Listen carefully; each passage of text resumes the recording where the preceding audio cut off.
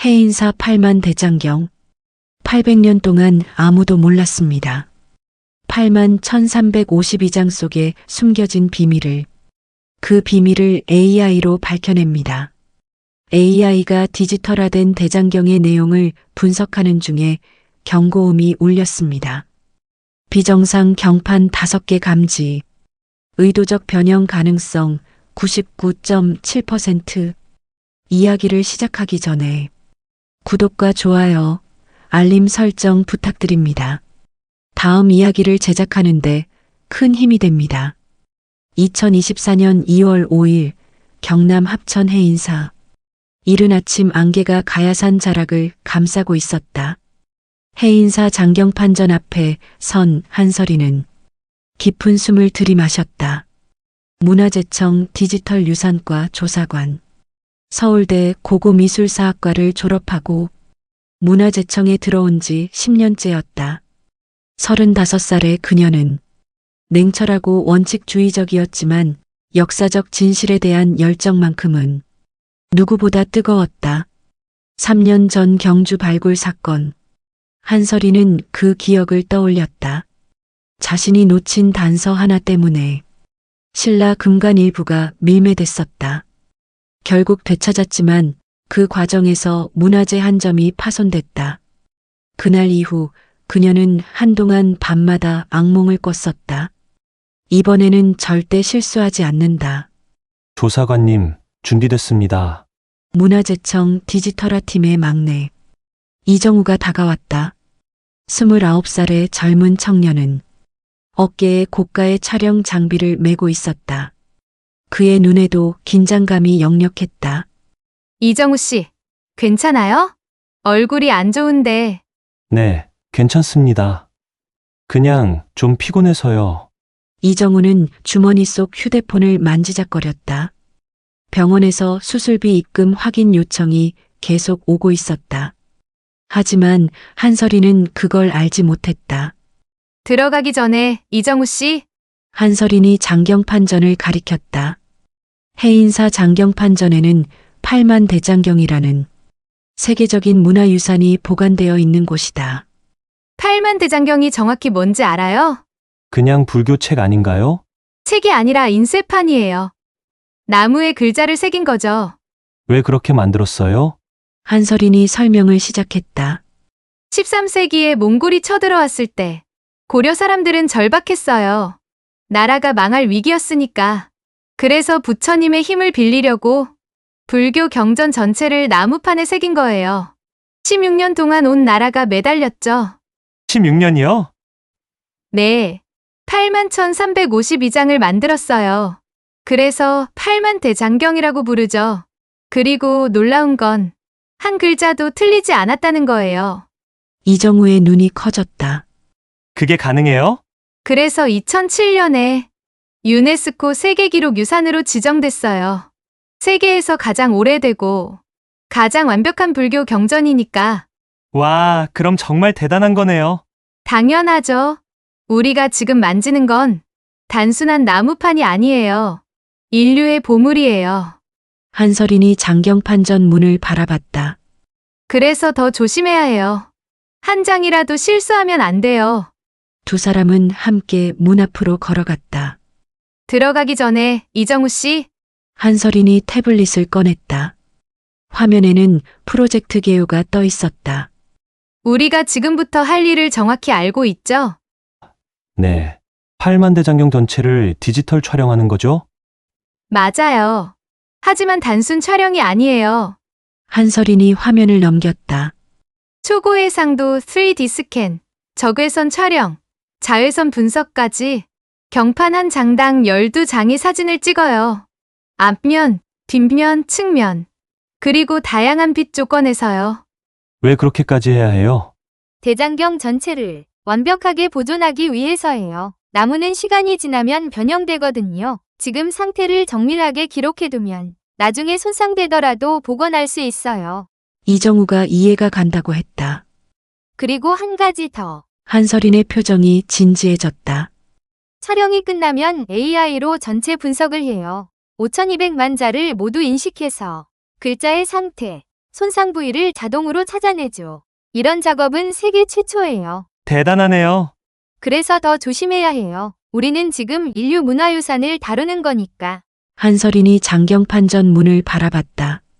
준비됐어요? 네. 좋아요, 들어가죠. 장경판전의 문이 천천히 열렸다. 800년의 세월이 스며든 나무 냄새가 코끝을 스쳤다. 한서린은 이곳에 올 때마다 묘한 경외감을 느꼈다. 81,352장의 경판이 빼곡히 꽂혀 있는 이 공간은 단순한 서구가 아니었다.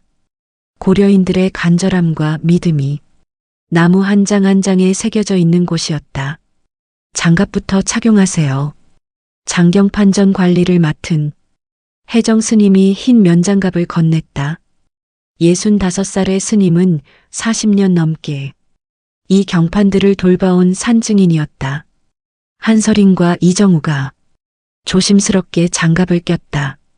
경판은 온도와 습도에 아주 민감해요. 맨손으로 만지면 안 됩니다. 알겠습니다.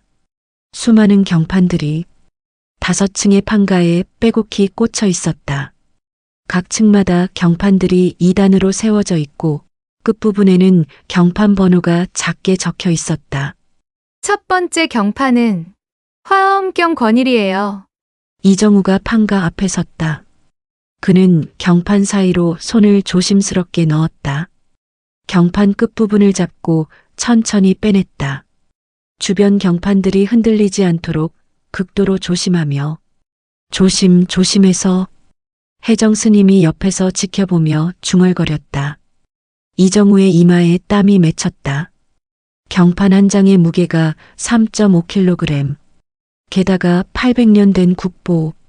만약 떨어뜨리기라도 하면 거의 다 나왔어요. 마침내 경판이 완전히 빠져나왔다.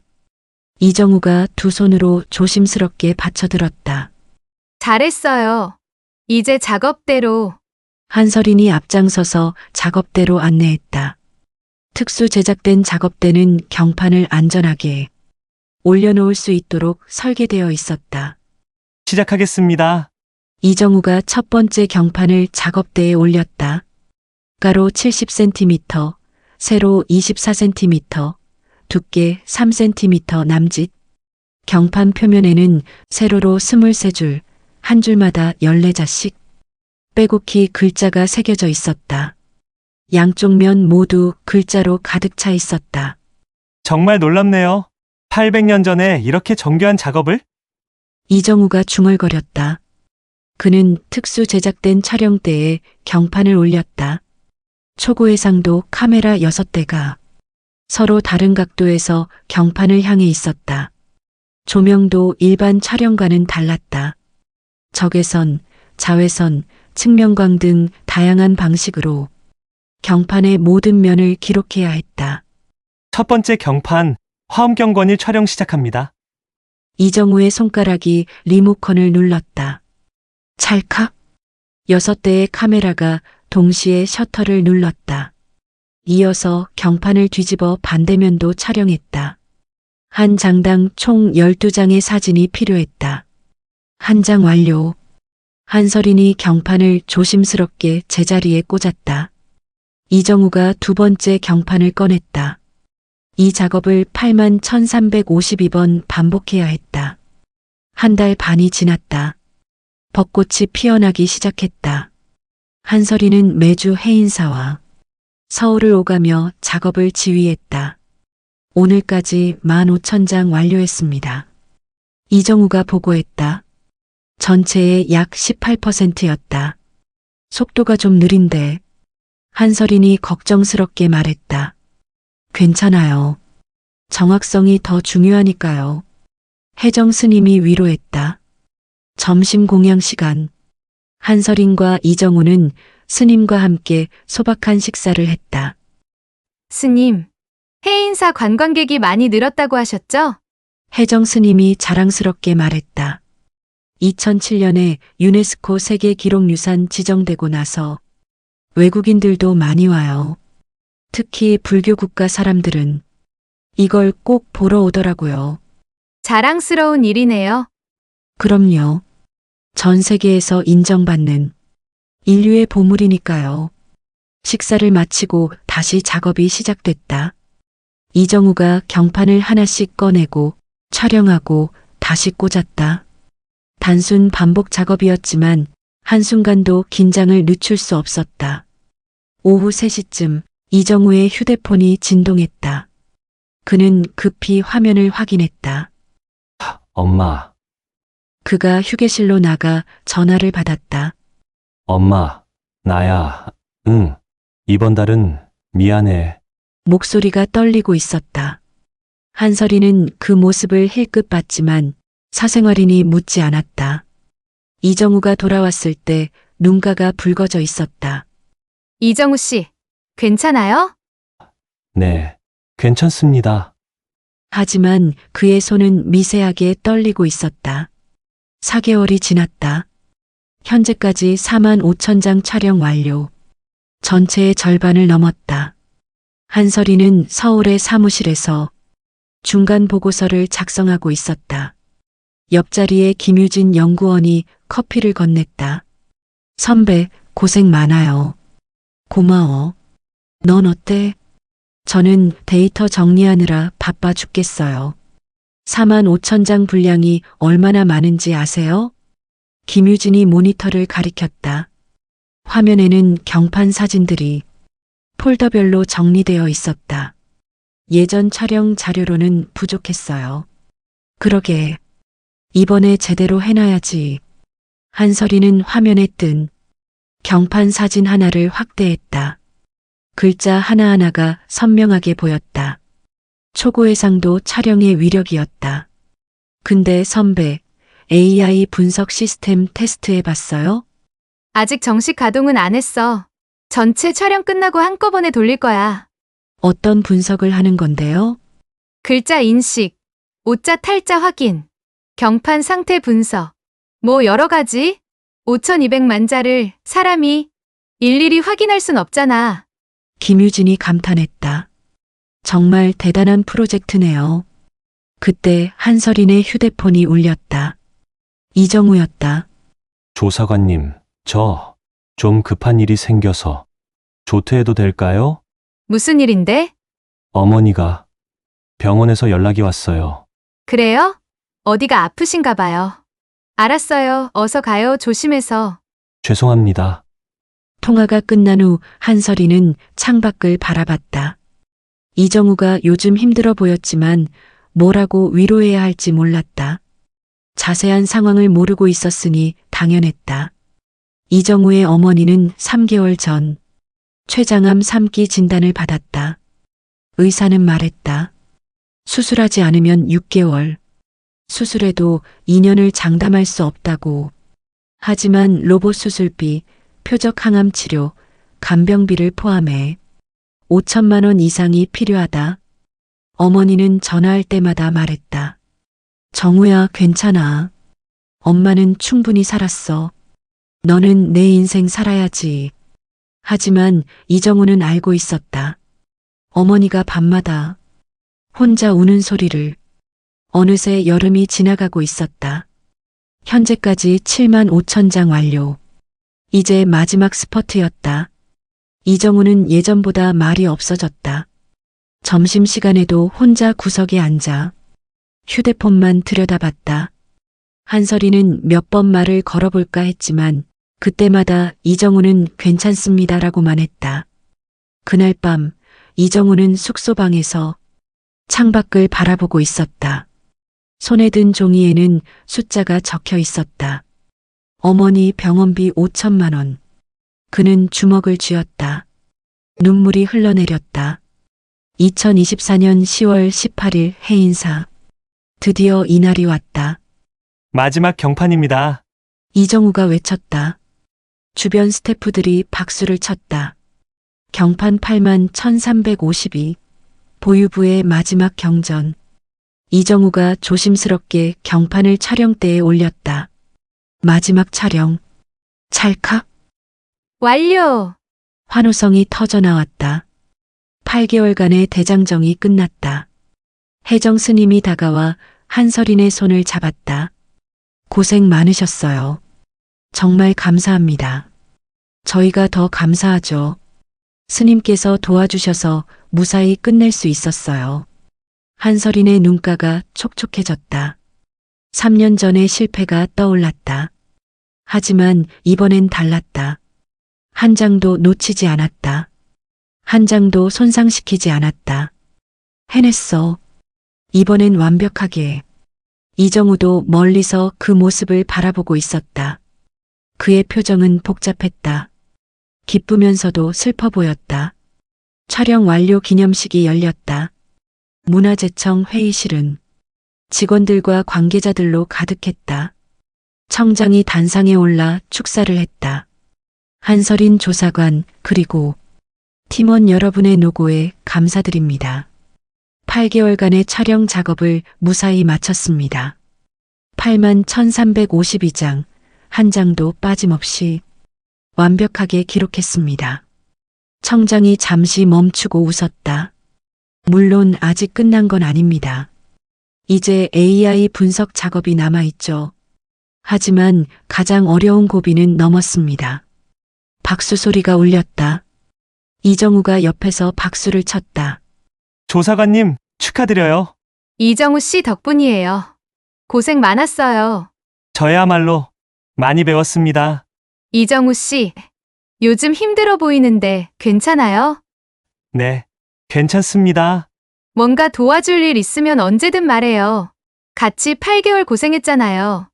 이정우의 눈가가 붉어졌다. 감사합니다, 조사관님. 식이 끝나고 사람들이 흩어질 때 한설이는 김유진과 함께 사무실로 돌아왔다. 선배, 이제 뭐해요? AI 분석이지. 전체 데이터를 시스템에 넣고 돌려야 해. 얼마나 걸려요? 한 3일? 8만 장 전부 분석하려면 시간이 좀 걸리지. 한설이는 컴퓨터 앞에 앉아 AI 분석 시스템을 켰다. 화면에 설정 메뉴가 떠올랐다. 글자 인식 및 데이터베이스 대조, 오자 탈자 검출, 경판의 물리적 상태 분석, 이상 패턴 감지. 한설이는 모든 항목에 체크를 했다. 전체 분석 시작. 예상 소요 시간 3일. 확인 버튼을 눌렀다. 화면에 진행률 표시가 나타났다. 0.01%, 0.02%. 이제 기다리는 일만 남았네요. 김유진이 말했다. 3일 후면 결과가 나올 거야. 한설이는 창밖을 바라봤다. 서울의 야경이 펼쳐져 있었다. 81,352장의 경판이 지금 디지털 세계 속에서 분석되고 있었다. 아무 이상 없이 끝나면 좋겠어. 하지만 그녀는 몰랐다. 2주 후 그녀의 인생이 완전히 바뀔 거라는 것을. 구독과 좋아요 부탁드려요. 당신에게 행복의 선물이 배달될 겁니다. 2024년 10월 19일 서울. 촬영 완료 다음 날. 이정우의 휴대폰이 울렸다. 모르는 번호였다. 여보세요? 이정우 씨, 맞으시죠? 낯선 남자의 목소리. 차분하지만 어딘가 냉랭했다. 네, 누구세요? 제 소개는 만나서 하죠. 중요한 제안이 있습니다. 오늘 저녁 7시. 서울역 근처 카페 르몽드. 30분만 시간 내주시겠어요? 갑자기 무슨... 어머니 병원비 때문에 고민 많으시죠? 이정우의 손이 얼어붙었다. 어떻게... 오늘 저녁 7시. 손해보는 얘기는 아닙니다. 전화가 끊겼다. 이정우는 휴대폰을 내려다봤다. 심장이 빠르게 뛰었다. 어머니 수술비를 어떻게 알지? 그날 저녁 6시 50분. 이정우는 서울역 근처 카페 르몽드 앞에 서 있었다. 들어가지 말아야 한다고 생각했다. 하지만 발이 움직였다. 5천만 원. 카페 안으로 들어갔다. 구석자리에 정장을 입은 중년 남자가 앉아 있었다. 50대 초반에 세련되고 날카로운 인상. 남자가 손을 들었다. 이정우 씨, 이쪽입니다. 이정우가 조심스럽게 다가가 앉았다. 저는 마크 최라고 합니다. 남자가 명함을 건넸다. 마크 초이, 컬처럴 헤러터지 컨설턴트, 문화재 컨설턴트. 영문과 한글이 함께 적혀 있었다. 문화재 컨설턴트요? 네. 문화재 관련 정보를 수집하고 거래하는 일을 합니다. 합법적으로요. 마크 최가 미소 지었다. 하지만 눈은 웃지 않았다. 이정우 씨는 8만대 장경 디지털화 프로젝트 팀원이시죠? 네. 그런데 어떻게... 정보가 제 전문입니다. 마크 최가 커피를 한 모금 마셨다. 어머니가 췌장암 3기. 병원비 5천만 원 피요. 입금 기한 10월 28일. 맞습니까? 이정우의 얼굴이 하얗게 질렸다.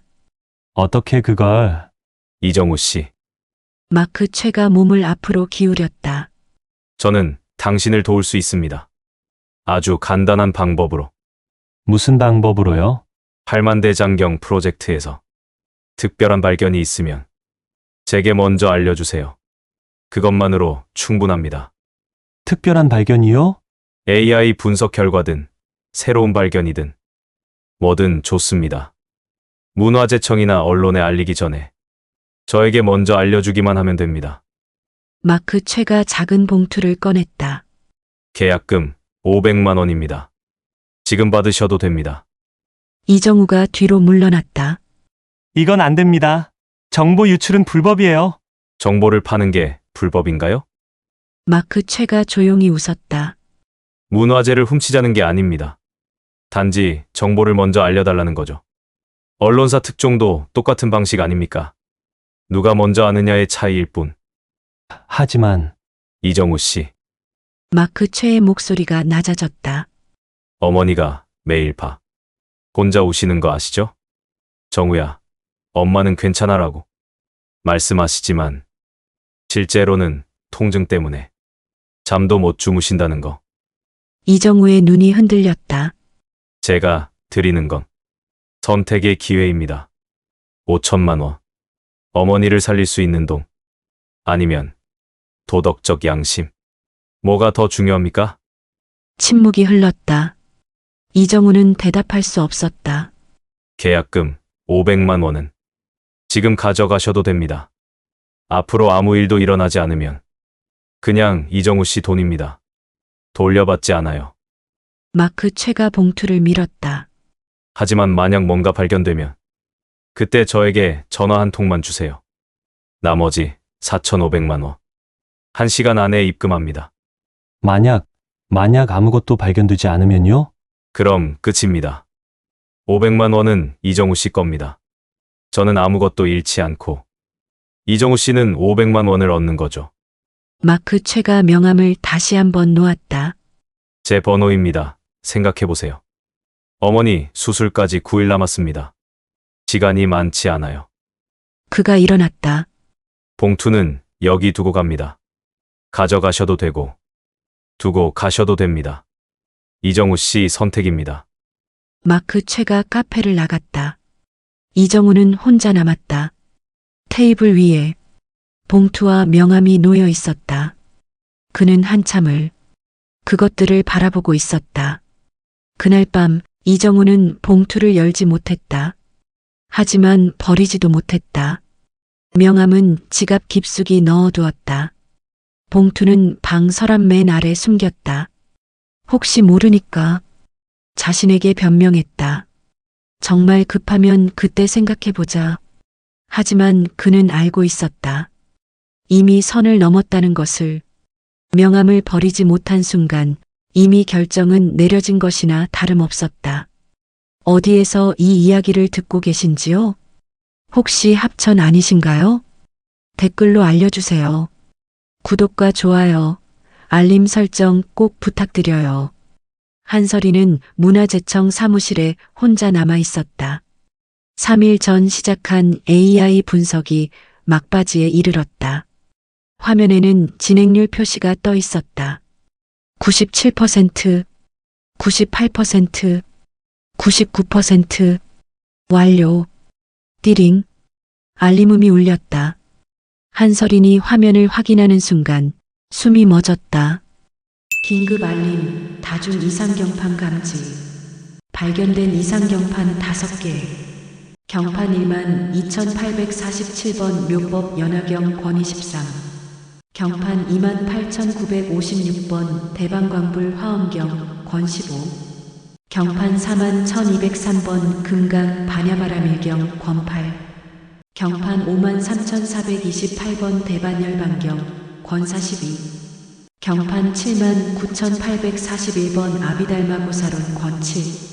공통 특징 글자 기울기 이상 평균 대비 플러스 2.1도 5개 경판 모두 서로 다른 경전 제작 시기 동일 추정연대 1240년대 종합 판단 의도적 변형 가능성 99.7%. 5개? 한꺼번에? 한서린의 손이 떨렸다. 8만 1352장 중에서 딱 5장. 우연일 리 없었다. 그녀는 급히 첫 번째 경판 파일을 열었다. 묘법 연하경 권위 13. 화면을 확대했다. 23줄, 한 줄에 14자씩. 겉보기엔 평범한 법화경 내용이었다. 하지만 AI가 표시한 위치를 확인하자 정말로 미묘하게 기울어진 글자들이 보였다. 육안으로는 거의 구별할 수 없는 차이. 하지만 컴퓨터는 놓치지 않았다. 3년 전 경주 사건 때처럼 혹시 내가 놓친 게 있나? 한서린은 다시 한번 확인했다. 2번째, 3번째 경판도 열어봤다. 모두 같은 패턴이었다. 특정 위치의 글자들만 미묘하게 기울어져 있었다. 이건 실수가 아니야. 그녀는 시계를 확인했다. 새벽 3시 15분. 청장에게 보고해야 하지만 너무 이른 시간이었다. 일단 더 분석해보자. 한서린은 5개 경판에 이상 글자 위치를 정리하기 시작했다. 하지만 한문 전공이 아닌 그녀로서는 한계가 있었다. 글자는 읽을 수 있지만 불경의 문맥까지 파악하기는 어려웠다. 전문가가 필요해. 그녀는 노트북을 열어 8만 대장경 전문가 리스트를 검색했다. 가장 먼저 눈에 들어온 이름. 이태경 교수, 고려대 불교미술사.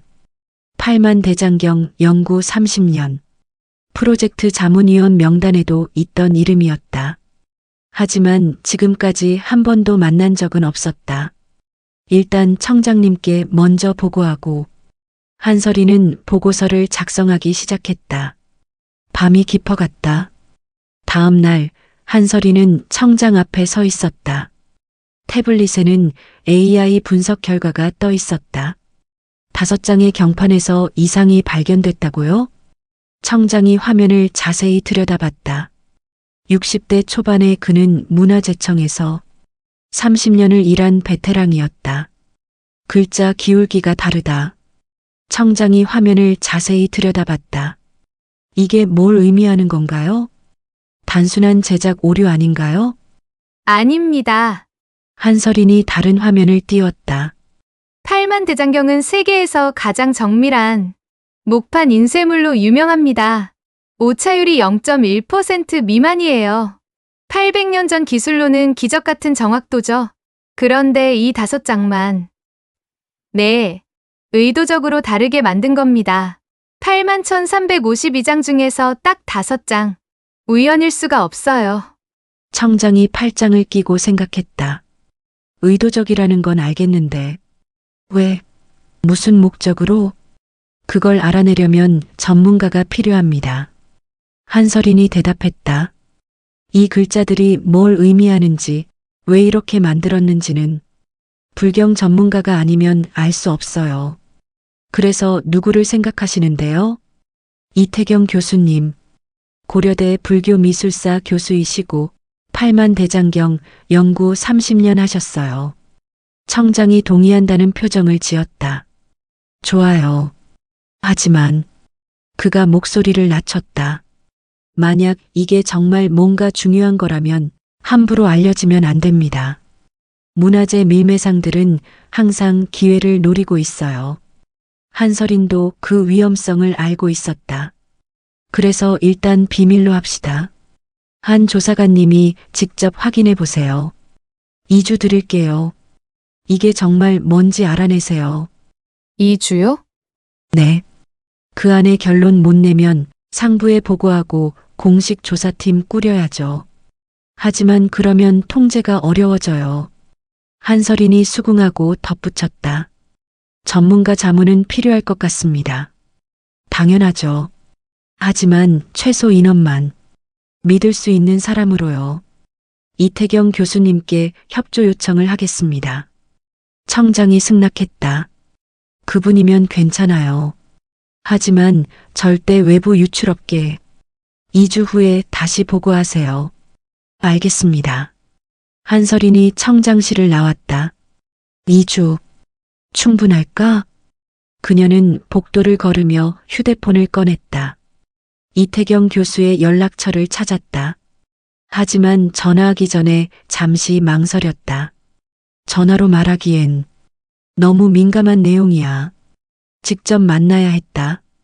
한설이는 고려대학교 인문관 5층 복도를 걸었다. 연구실 문패들을 확인하며 지나갔다. 불교미술사 연구실, 고고학 연구실, 그리고 마침내 찾았다. 이태경 교수 연구실. 똑똑. 노크를 했다. 안에서 대답이 들렸다. 들어오세요. 문을 열고 들어가자 책으로 가득한 연구실이 나타났다. 벽면 전체가 책장이었고 책상 위에도 책이 수북이 쌓여 있었다. 창가에는 팔만 대장경 사진들이 붙어 있었다.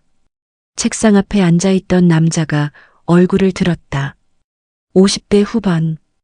회색 머리에 검은 뿔테 안경을 쓴 그는 온화한 인상이었다. 안녕하세요. 문화재청 디지털유산과 한설인 조사관입니다. 한설인이 명함을 건넸다. 아, 팔만대장경 프로젝트 하시는 분이시군요. 들어는 봤는데 직접 뵙긴 처음이네요. 이태경이 자리에서 일어나 악수를 청했다. 앉으세요. 차 드릴까요? 괜찮습니다. 급한 일이 있어서요. 한설인의 진지한 표정을 본 이태경이 다시 앉았다. 무슨 일이신지? 한설인은 주변을 둘러봤다. 문이 닫혀 있었다. 교수님, 이 이야기는 절대 외부에 유출되면 안 됩니다. 네, 약속해 주실 수 있으세요? 이태경의 표정이 진지해졌다.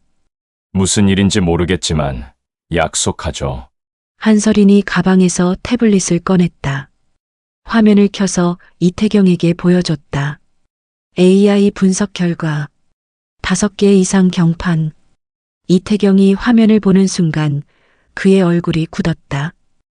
이게 설마 네. AI가 발견했어요. 81,352장 중에서 딱 5장. 이태경이 안경을 벗어 닦았다. 그의 손이 미세하게 떨리고 있었다. 글자 기울기 이상, 의도적 변형 가능성. 그가 중얼거렸다.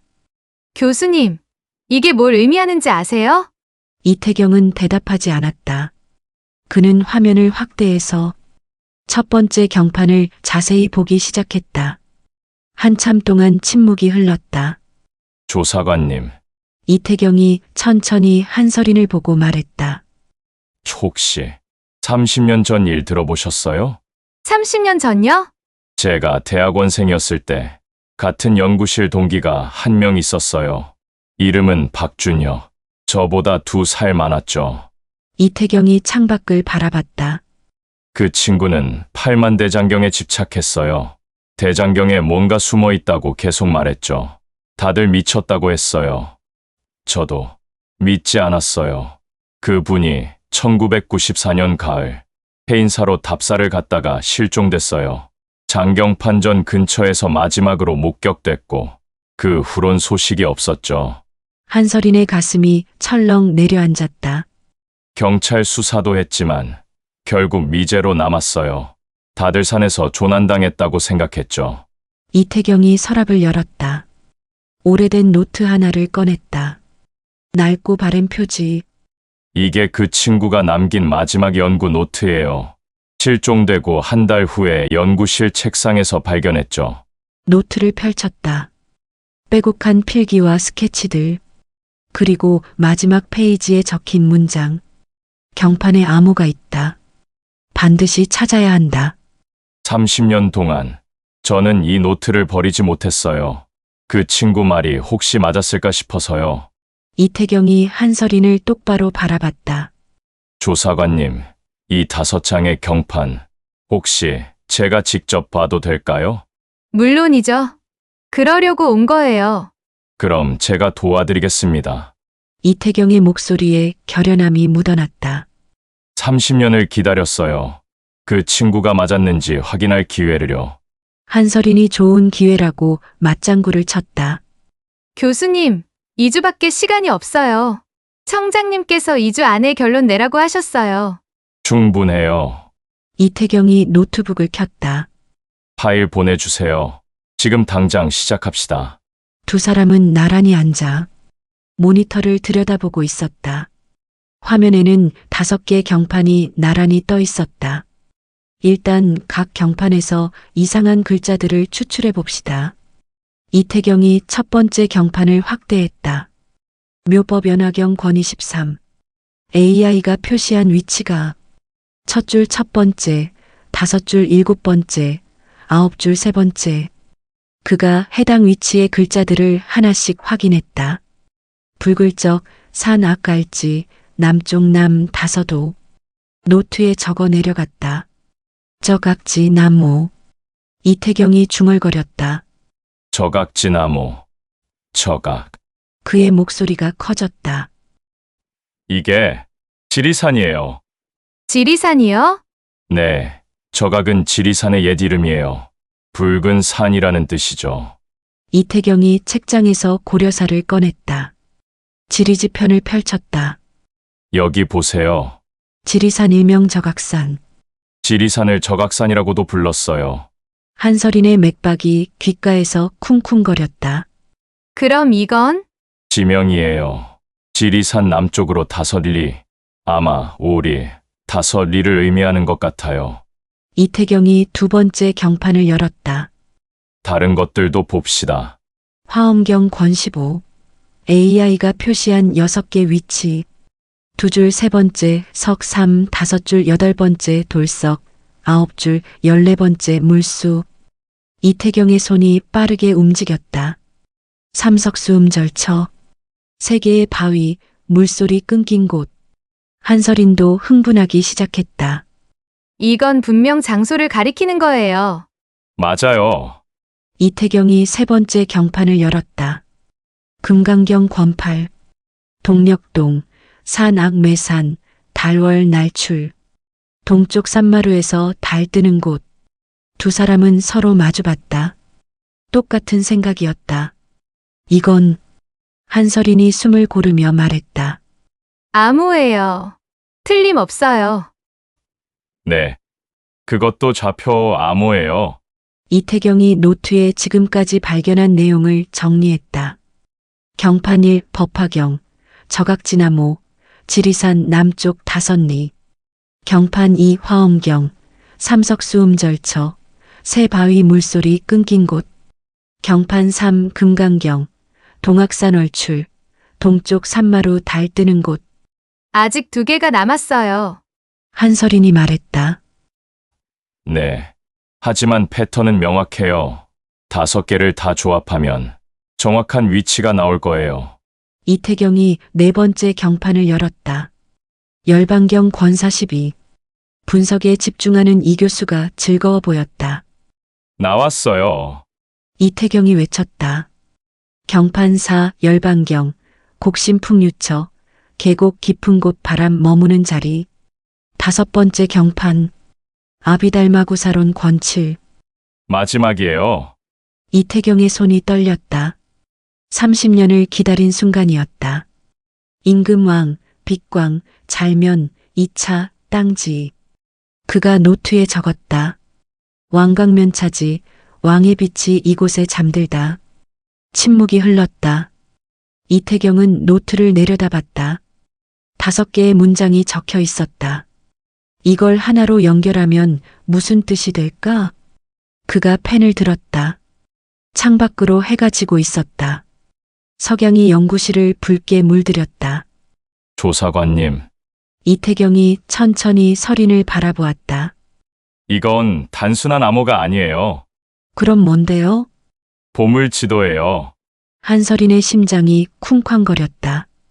누군가 800년 전에 뭔가를 숨기고 그 위치를 팔만대장경에 암호로 남긴 거예요. 뭘 숨긴 걸까요? 모르죠. 하지만 이태경이 노트의 마지막 문장을 가리켰다. 왕의 빛이 이곳에 잠들다. 이건 보통 보물이 아니에요. 왕실의 보물이에요. 고려 왕실이요? 아마도요. 1236년부터 1251년까지 대장경이 만들어진 시기는 몽골 침입 때예요. 나라가 위기였죠. 그때 왕실의 보물을 어딘가에 숨겼을 가능성이 있어요. 한서린은 믿을 수 없었다. 그럼 지금 우리가 보물을 찾아내는 건가요? 네. 800년 동안 아무도 모르던 보물의 위치를 찾는 거예요. 두 사람의 눈이 마주쳤다. 교수님, 이거 알아요. 엄청난 발견이에요. 이태경이 자리에서 일어났다. 하지만 아직 끝난 게 아니에요. 이 5문장을 정확히 조합해야 해요. 순서도 중요하고 해석도 정확해야 하고 얼마나 걸릴까요? 며칠은 걸릴 거예요. 고려시대 지도, 지명 변천, 지리산 지형, 모든 걸 대조해봐야 해요. 한서린이 시계를 확인했다. 오후 6시. 교수님, 저도 도와드릴게요. 고맙습니다. 하지만 이태경이 창밖을 바라봤다. 어둠이 내려앉고 있었다. 조사관님, 혹시 우리만 이 암호를 아는 거 맞죠? 네. 청장님하고 저, 그리고 교수님만 아세요. 정말 다행이에요. 왜요? 만약 이게 알려지면 이태경의 목소리가 낮아졌다. 도굴꾼들이 먼저 움직일 거예요. 우리보다 빠르게. 한서린의 등골이 오싹해졌다. 3년 전 경주 사건이 떠올랐다. 절대 유출되면 안 돼요. 네. 2주 안에 조용히 끝내야 해요. 이태경이 노트북을 덮었다. 오늘은 여기까지 하고 내일부터 본격적으로 시작합시다. 자료 준비할 것도 많아요. 알겠습니다. 내일 몇 시에 올까요? 아침 9시요. 일찍 시작하는 게 좋겠어요. 한서린이 가방을 챙겼다. 교수님, 정말 감사해요. 저야말로요. 30년 동안 기다린 순간이에요. 이태경이 책장의 낡은 노트를 바라봤다. 준혁아, 네 말이 맞았어. 정말로 암호가 있었어. 한서린은 연구실을 나와 복도를 걸었다. 엘리베이터를 기다리는 동안 휴대폰을 꺼내 청장에게 문자를 보냈다. 전문가 자문 시작했습니다. 계속 진행하겠습니다. 답장이 금방 왔다. 좋아요. 하지만 절대 유출 금지. 매일 보고 바랍니다. 한서린은 휴대폰을 주머니에 넣고 건물 밖으로 나왔다. 밤 공기가 차가웠다. 10월 말의 서울은 쌀쌀했다. 2주.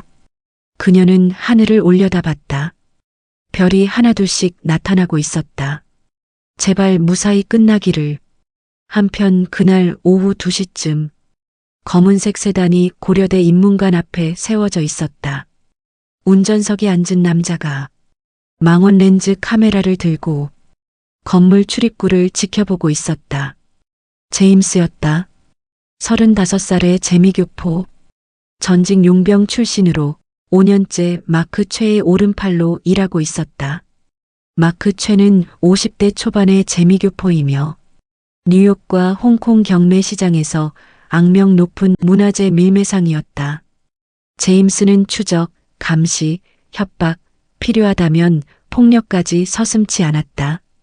그는 마크 최가 가장 신뢰하는 사람이었다. 오늘로 8만 대장경 프로젝트 감시 3개월째였다. 마크 최는 6개월 전 8만 대장경 디지털화 프로젝트 소식을 듣고 즉시 관심을 보였다. 8만 장을 초고해 상도로 스캔한다. 뭔가 새로운 게 발견될 수도 있겠다고 판단했다. 그래서 프로젝트 책임자인 한설인 조사관을 사전에 파악하고 제임스를 붙여뒀다. 하지만 지금까지 3개월간은 별다른 게 없었다. 그냥 평범한 촬영 작업. 해인사 왔다 갔다. 제임스도 슬슬 지루해지고 있었다. 그런데 오늘은 달랐다. 새벽 3시 문화재청 사무실 불이 켜져 있었다. 한설인 혼자 6시간 동안이나 아침 9시 청장실 방문, 1시간 동안 면담, 그리고 오후 2시 급히 고려대로 갔다. 뭔가 터졌어. 제임스가 확신했다. 오후 6시 10분 한설인이 건물에서 나왔다. 제임스가 망원 렌즈로 그녀의 얼굴을 확대했다. 표정이 달랐다. 흥분과 긴장이 뒤섞인 얼굴. 확실해. 그가 전화를 걸었다. 인천 영종도의 호텔. 어두운 방 안. 남자 하나가 창밖을 바라보고 있었다. 마크 최였다. 휴대폰이 울렸다. 보스, 제임스입니다. 어떻게 됐어? 한설인이 오후 2시에 고려대 인문관으로 들어갔습니다. 4시간 동안이나 안 나왔어요. 마크 최의 눈썹이 올라갔다. 4시간. 네. 오후 6시 10분에 나왔는데 표정이 심상치 않았습니다. 흥분한 것 같기도 하고 긴장한 것 같기도 하고. 누구를 만났어? 이태경 교수요. 이태경. 제임스가 자료를 확인했다. 고려대 불교미술사 교수. 58세. 8만 대장경 연구 30년 경력. 해당 분야 최고 권위자래요. 마크 최가 천천히 미소 지었다. 8만 대장경. 뭔가 발견한 것 같습니까? 그렇겠지. 새벽에 사무실에 혼자 남아있다가 아침 일찍 청장 만나고 오후에 급히 전문가 찾아가고 마크 최가 창밖의 야경을 바라봤다. 뭔가 큰 거야. 분명히. 계속 미행할까요? 당연하지. 스문의 시간 붙어 있어. 누구 만나는지, 어디 가는지. 전부 보고해. 알겠습니다. 전화가 끊겼다. 마크 최는 노트북을 켰다. 이태경 교수에 대한 자료를 검색하기 시작했다. 8만 대장경 전문가. 800년 묵은 비밀. 재미있겠는데. 그가 차가운 미소를 지었다. 게임이 시작되었다. 어디에서 이 이야기를 듣고 계신가요? 혹시 해외이신가요? 댓글로 알려주세요. 구독과 좋아요, 알림 설정 꼭 부탁드려요. 한설이는 어젯밤 거의 잠을 못 잤다. 암호. 8만 대장경에 숨겨진 암호. 800년 동안 아무도 몰랐던 비밀. 그녀는 커피 2잔을 들고 이태경 교수의 연구실 문을 두드렸다. 문을 열자 이태경은 이미 책과 지도에 둘러싸여 있었다. 그리고 그 옆에 이정우가 앉아 있었다. 이정우 씨? 한설인이 놀라서 물었다. 이정우는 어제 저녁 한설인이 요청한 관련 자료를 가져왔다고 설명했다. 이메일로 보낼 수도 있었지만 8개월 동안 같이 작업한 프로젝트라 AI가 무엇을 찾았는지 직접 보고 싶었다고 솔직하게 말했다. 한설인이 이태경에게 이정우의 참여를 확인하자 이태경은 프로젝트 팀원이니 문제없다고 답했다. 이정우는 고마워하며 자리에 앉았다. 한설인이 커피를 나눠주며 함께 분석을 시작하자고 말했다. 책상 위에는 고려사, 조선왕조실록, 지리산 지도, 그리고 고려시대 지명, 사전이 펼쳐져 있었다. 이태경이 어제 정리한 5문장을 노트에 적어 보여줬다. 이게 암호예요? 이정우가 노트를 들여다보며 물었다. 네. 보물의 위치를 가리키는 암호죠. 한설인이 설명했다. 이태경은 이 5문장을 정확한 순서로 연결해야 한다고 말하며 이것이 길 안내라고 설명했다. 첫 번째는 출발점인 지리산 남쪽, 두 번째는 첫 번째 표지인 새바위, 세 번째는 두 번째 표지인 달 뜨는 방향, 네 번째는 세 번째 표지인 바람 머무는 곳, 다섯 번째는 무엇을 숨겨놓았는지를 암시하며 단계별로 따라가는 구조라고 했다. 신기하네요. 이정우가 놀라워했다. 한설인이 지도를 펼쳤다. 지리산 남부 지역이었다. 그럼 일단 지리산 남쪽 다섯부터 시작해 봅시다. 이 다섯이 뭘까요? 이태경은 오리일 가능성이 높다고 설명했다. 고려시대 거리 단위죠. 1, 2가 약 400m니까 5리면 2km 정도 되겠죠. 그는 지도에서 지리산 천왕봉을 찾아 남쪽으로 2km 지점을 손가락으로 가리켰다. 범위가 넓은데요? 한설인이 지적했다. 그래서 두 번째 단서가 필요한 거죠. 이태경이 두 번째 문장을 봤다. 새 바위 물소리 끊긴 곳. 이게 핵심이에요. 한설인이 새 바위라는 것이 실제로 있을지 의문을 제기하자 이태경은 찾아봐야 한다며 노트북을 켰다. 그는 지리산 지명을 검색하기 시작했다. 삼석, 새바위, 삼암 등의 키워드로 검색했다. 한참을 검색하던 이태경의 손이 멈췄다. 조사관님, 이거 보세요. 그가 한설인에게 화면을 보여줬다. 조선 후기 지리지에 합천군 가야면 치일리 일대에 삼암이라 불리는 곳이 있다는 기록이 있었다. 큰 바위 셋이 나란히 서 있어 삼형제 바위라 부른다는 내용이었다. 참암, 새바위. 한설인의 목소리가 커졌다. 합천군 가야면 치일리. 이태경이 지도에서 그 지역을 찾았다. 여기 천왕봉 남쪽 약 2km. 정확히 저각지나무에 해당하는 위치였다. 교수님, 이거 우연이 아니에요. 맞아요. 첫 번째와 두 번째가 정확히 맞아떨어졌어요. 이태경이 흥분하며 빨간 펜으로 지도에 그 지점을 표시했다. 이정우도 옆에서 지도를 들여다봤다. 합천, 가야면, 치일리. 그는 그 지명을 마음속에 새겼다. 한설이는 이제 물소리 끊긴 곳을 찾아야 한다며 지도를 확대했다. 치일리 주변에는 계곡이 여러 개 있었다. 물소리가 끊긴다는 게 계곡이 지하로 들어간다는 뜻일까요? 이태경은 그럴 수 있다며 석회암 지대에서는 물이 지하로 스며드는 경우가 많다고 설명했다. 그는 지질도를 찾아 치일리 일대에 일부 석회암층이 있다는 것을 확인했다. 그럼 새바위 근처에서 물이 사라지는 계곡을 찾으면 정확한 위치가 나올 거예요. 세 사람은 위성지도로 전환해 치일리 일대를 샅샅이 살폈다. 여기요. 한설인이 한 지점을 가리켰다. 세 개의 큰 바위가 위성사진에도 선명하게 보였다. 그리고 그 옆으로 계곡이 흐르다가 갑자기 사라지는 것이 보였다. 물길이 여기서 끊겨요.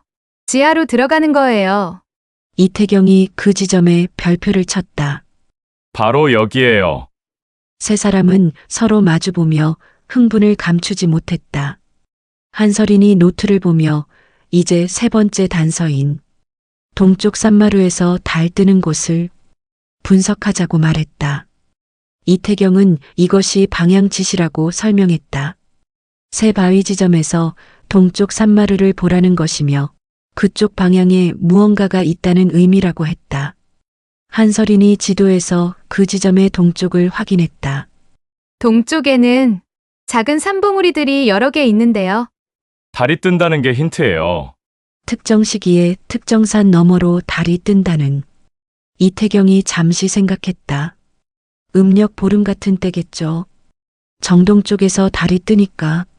한설이는 새 바위 지점에서 정동 쪽 방향으로 가면 된다며 자를 대고 선을 그었다. 정동 쪽 직선 방향으로 약 500m 지점에 작은 골짜기가 있었다. 여기네요. 이제 네 번째 단서를 확인해 봅시다. 이태경이 네 번째 문장을 읽었다. 계곡 깊은 곳, 바람 머무는 자리. 한서린이 위성 사진을 확대했다. 정동쪽 500m 지점에 양쪽이 산으로 막힌 좁은 골짜기가 보였다. 바람이 머문다는 건 바람이 안 분다는 뜻인가요? 아니면 바람이 갇혀 있다는 뜻일 수도 있어요. 양쪽이 산으로 막혀서. 이태경이 지형을 분석했다. U자형 골짜기네요. 정말로 바람이 갇힐 만한 지형이에요. 교수님, 한서린의 목소리에 긴장감이 묻어났다. 이 골짜기 안쪽에 뭔가 있어요. 위성 사진을 최대로 확대하자 골짜기 깊숙한 곳에 부자연스러운 그림자가 보였다. 동굴? 아니면 바위 틈?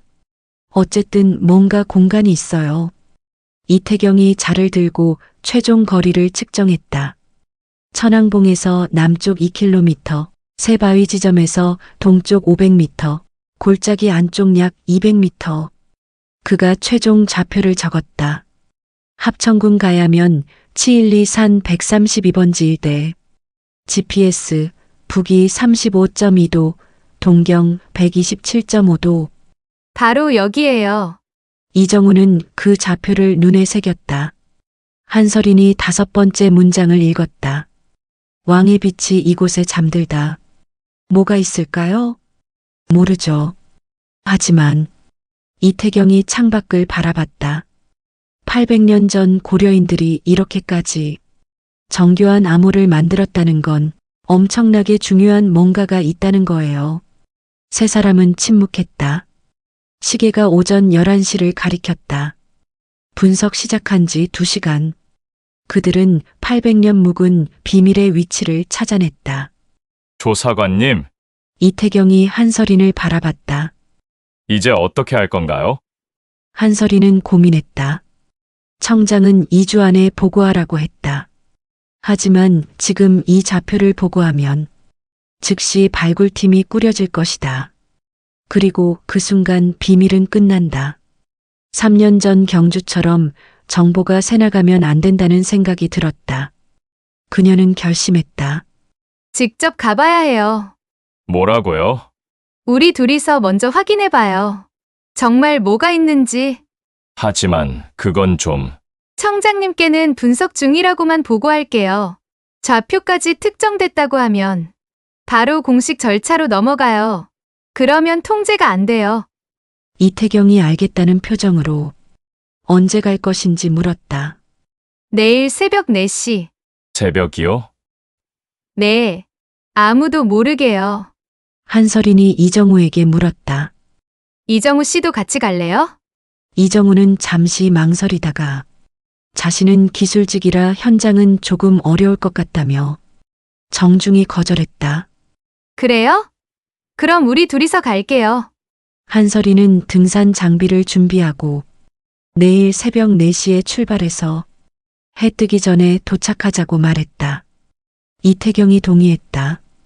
그는 지도를 접으려다가 프린터로 가서 좌표가 표시된 지도를 출력했다. 한서린이 지도를 접어 가방에 넣었다. 이정우는 그 모습을 지켜봤다. 내일 새벽 4시 합천 가야면 712 산 132번지. 그는 이 정보를 마음속에 새겼다. 이태경이 30년 전 그 친구 박준혁도 이 위치를 찾았을지 궁금해했다. 한서린은 AI 없이는 불가능했을 것이라며 5장의 경판을 찾는 것 자체가 어려웠을 거라고 답했다. 이태경은 그렇겠다며 창밖을 바라보며 준혁에게 우리가 너의 뜻을 이룬다고 중얼거렸다. 한서린과 이정우는 연구실을 나왔다. 복도를 걸으며 이정우가 말했다. 조사관님, 정말 대단한 발견이네요. 응. 역사가 바뀔 수도 있어. 내일 꼭 조심히 다녀오세요. 고마워. 이정우 씨, 한서린이 미소 지었다. 8개월 동안 정말 수고 많았어. 이정우의 목소리에 긴장감이 묻어났다. 저야말로요. 두 사람은 엘리베이터에서 헤어졌다. 한서린은 사무실로 돌아갔다. 김유진이 다가와 어디 갔다 왔냐고 물었다. 한설이는 이태경 교수와 자문회의를 했다고 대답했다. 김유진이 무엇을 발견했냐고 물었지만 한설이는 아직 분석 중이며 좀 복잡한 내용이라 며칠 더 걸릴 것 같다고 둘러댔다. 한설이는 거짓말이 꺼려졌지만 어쩔 수 없었다. 한설이는 청장실로 향했다. 청장이 진행 상황을 물었다. 한설이는 이태경 교수와 분석 중이라고 답했다. 청장이 무엇이 나왔냐고 물었지만 한설이는 잠시 망설이다가 아직 확실하지 않다고 말했다. 지금 좌표를 말하면 모든 것이 시작될 것이기 때문이었다. 청장이 확실하지 않다는 것이 무슨 의미냐고 따져 물었다. 한설이는 5장의 경판에서 추출한 글자들이 무언가 의미가 있는 것 같긴 하지만 정확히 무엇인지는 더 분석이 필요하다고 설명했다. 청장이 팔짱을 끼고 말했다. 한 조사관, 이게 혹시 암호일 수가 있어요? 네, 그럴 가능성이 있습니다. 그럼 뭘 가리키는 암호예요? 그걸 지금 알아내는 중입니다. 청장이 한숨을 쉬었다. 2주 줬어요. 지금 이틀 지났죠? 12일 남았어요. 그 안에 확실한 결과 내세요. 알겠습니다. 청장의 목소리가 낮아졌다. 그리고 한 조사관, 혹시라도 이상한 낌새 있으면 바로 보고해요. 외부 유출 징후라든지 수상한 접촉이라든지. 네, 청장님. 한설인이 청장실을 나왔다. 복도를 걸으며 그녀는 생각했다. 내일 확인하고 바로 보고해야겠다. 무엇이 있든 없든. 하지만 그녀는 불안했다. 무언가 잘못될 것 같은 예감이 들었다. 한설이는 등산용품점에 들러 등산화, 배낭, 헤드랜턴을 샀다. 점원이 내일 새벽 산행이냐고 물었고 한설이는 일찍 출발해야 한다고 대답했다. 점원이 조심히 다녀오라고 인사했다. 한설인이 가게를 나왔다. 그녀는 몰랐다. 300m 떨어진 곳에서 제임스가 망원 렌즈로 그녀를 촬영하고 있다는 것을. 제임스가 마크 최에게 전화를 걸었다. 보스, 제임스입니다. 보고해. 한설인이 등산 장비를 샀습니다. 본격적인 산행 준비예요. 언제 갈 것 같아? 내일 새벽일 가능성이 높습니다. 좋아. 내일 새벽부터 붙어 있어. 어디든 따라가. 알겠습니다. 밤 9시 인천 영종도 호텔. 마크 최는 노트북 앞에 앉아 있었다. 화면에는 한설인과 이태경에 대한 정보가 가득했다. 휴대폰이 울렸다. 보스, 제임스입니다. 보고해. 오늘 오전 9시 한설인이 고려대에 갔습니다.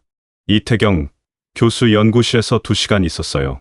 제임스가 잠시 멈췄다가 덧붙였다. 이정우도 같이 있었습니다. 마크 최의 눈썹이 올라갔다. 이정우. 내가 한 달 전에 접촉한 그 친구. 네, 프로젝트 팀원입니다. 흥미롭군. 계속해봐. 오후에는 문화재청으로 돌아갔고 저녁에 등산용품점 들렀습니다. 등산용품? 마크 최의 목소리에 긴장감이 흘렀다. 네, 등산화, 배낭, 헤드랜턴, 본격적인 산행 장비를 샀어요. 어디 갈 준비를 하는군. 마크 최가 창밖을 바라보며 중얼거렸다. 내일 아침 한설인 집 앞에서 대기해. 어디 가는지 따라가. 알겠습니다. 그리고 제임스. 네, 무슨 일이 있어도 놓치지 마. 이번이 기회야. 알겠습니다. 전화가 끊겼다. 마크 최는 창밖의 야경을 바라봤다. 내일이 디데이군. 구독과 좋아요 부탁드려요. 당신에게 행복의 선물이 배달될 겁니다. 한편 한설이는 밤 11시에 침대에 누워 있었지만 잠이 오지 않았다. 내일 새벽 4시 출발. 합천까지 3시간, 해 뜨기 전에 도착. 골짜기로 들어가면 무엇이 있을까? 왕의 빛. 금일까, 보석일까, 왕관일까? 한설이는 눈을 감았다. 3년 전처럼만 되지 말자. 이번엔 완벽하게 해내야 한다고 다짐했다. 시계가 자정을 가리켰다. 4시간 후면 모든 것이 시작된다. 비슷한 시각, 이정우는 자취방에서 침대에 앉아 한 달 전 받은 명함을 바라보고 있었다. 마크 최 문화재 컨설턴트. 전화를 걸면 모든 게 끝난다. 조사관님을 배신하는 것이다. 8개월 동안 함께 웃고 일했던. 하지만 어머니의 목소리가 들렸다. 정우야, 괜찮아. 엄마 수술 안 해도 돼. 너는 일이나 열심히 해. 이정우의 눈에서 눈물이 흘렀다. 수술을 안 받으면 어떻게 되는 것인가? 엄마의 수술비 입금 기한은 나흘 남았다. 그는 명함을 또 들여다봤다. 오늘 오전 모든 것을 알게 됐다. 합천군 가야면 712산 132번지. 내일 새벽 4시 출발. 정확한 위치, 정확한 시간을 알고 있는 것이다. 그는 휴대폰을 들었다. 번호를 누르려다가 멈췄다. 아니야, 안 돼. 하지만 손이 떨렸다. 엄마 수술비. 그는 주먹을 쥐었다. 시계를 봤다. 밤 11시. 시간이 흘러 새벽 1시가 되자 이정우는 더 이상 견딜 수 없었다. 그의 손가락이 번호를 눌렀다. 신호가 갔다. 여보세요? 마크 최의 목소리가 들렸다. 저 이정우입니다. 침묵이 흘렀다. 오, 이정우 씨? 마음을 정하셨나 보군요. 네, 뭘 알려주실 건가요? 이정우는 눈을 감았다. 모든 중요한 정보를 알고 있어요. 마크 최는 생각보다 일이 잘 풀린다는 듯이 차근차근 얘기하라고 말했다. 한설인 조사관이 내일 새벽 4시에 출발해요. 어디로? 합천이요. 합천군 가야면 712예요. 마크 최가 노트북을 켰다. 더 구체적으로. 산 132번지 일대예요. GPS 좌표도 있어요. 보내줄 수 있어? 이정우는 오늘 연구실에서 몰래 찍어둔 지도 사진을 열었다. 좌표가 표시된 지도. 그는 떨리는 손으로 전송 버튼을 눌렀다. 띵, 마크 최의 휴대폰에 사진이 도착했다. 화면을 확대하자 정확한 좌표, 정확한 위치, 상세한 지도가 보였다. 완벽해. 훌륭해요. 마크 최는 흥분된 목소리로 말했다. 나머지 금액 바로 입금할게요. 정말이죠? 약속합니다. 좋은 정보 고마워요. 전화가 끊겼다. 이정우는 휴대폰을 떨어뜨렸다. 미안해요, 조사관님. 그는 바닥에 주저앉아 울었다. 새벽 2시 인천 영종도 호텔. 마크 최는 즉시 움직였다. 그는 짐을 챙겼다. 여권, 현금, 노트북, 그리고 권총. 이번엔 직접 가야겠어. 그가 제임스에게 전화를 걸었다. 제임스, 출발한다. 저도 갑니까? 당연하지. 나도 직접 간다. 위치는요? 합천 가야면 712? 정확한 좌표 지금 보냈다. 마크 최가 이정우에게 받은 지도와 좌표를 제임스에게 전송했다. 각자 출발해서 현장에서 만난다. 알겠습니다. 전화가 끊겼다. 마크 최는 호텔을 체크아웃했다. 시계를 봤다. 새벽 2시 30분. 한설인이 4시에 출발한다면 우리가 1시간 먼저 도착할 수 있어. 그는 차에 올랐다. 새벽 3시 합천으로 가는 고속도로. 마크 최와 제임스는 각자의 차로 고속도로를 달리고 있었다. 마크 최가 전화를 걸었다. 제임스, 속도 어때? 시속 140으로 가고 있습니다. 좋아. 계획은 이래. 우리가 먼저 도착해서 골짜기 입구에서 대기한다. 한설인이 뭘 찾는지 확인하고 맞아. 그들이 찾아내면 우리가 가져오는 거야. 알겠습니다. 2대의 차가 어둠 속을 질주했다. 새벽 4시 한설이는 차를 몰고 있었다. 조수석에는 이태경이 앉아 있었다. 뒷좌석에는 등산 장비가 가득했다. 교수님, 못 주무셨죠? 잠이 오겠어요? 오늘이 그날인데 이태경이 GPS를 확인했다. 합천까지 3시간, 7시쯤 도착하겠네요. 해 뜨기 전에 골짜기로 들어가야 해요. 한설인이 고속도로 진입로로 접어들었다. 새벽 고속도로는 한산했다. 가끔 화물차만 지나갈 뿐이었다. 조사관님, 네, 혹시 무서워요? 한설인이 잠시 생각했다. 무섭죠. 뭐가 있을지 모르니까. 하지만 더 무서운 건 뭔데요? 누군가 먼저 가 있는 거요. 이태경이 이해가 간다는 표정이었다. 3년 전처럼요? 네. 그래서 서둘러야 해요.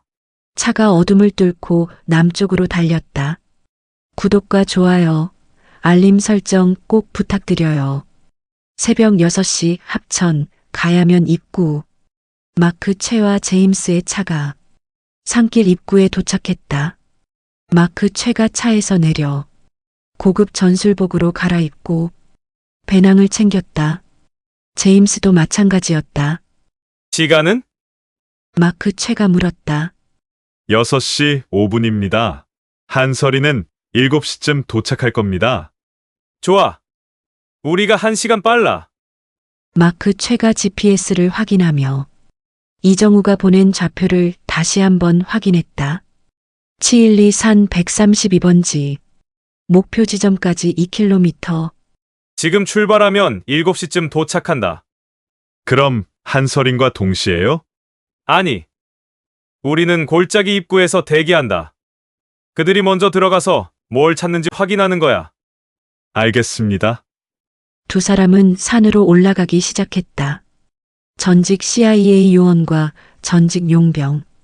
그들의 움직임은 조용하고 빠르고 정확했다. 아침 6시 50분 합천 시내. 한설인의 차가 합천 시내를 지나 가야면으로 접어들었다.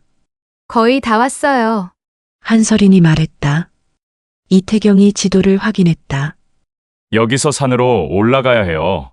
등산로가 있나요? 아니요. 비포장도로가 조금 있고 그 다음부터는 걸어서 가야 해요. 한설인이 차를 산길로 몰았다. 좁고 험한 길. 차체가 덜컹거렸다. 20분쯤 올라가자 더 이상 차가 갈 수 없는 지점이 나왔다.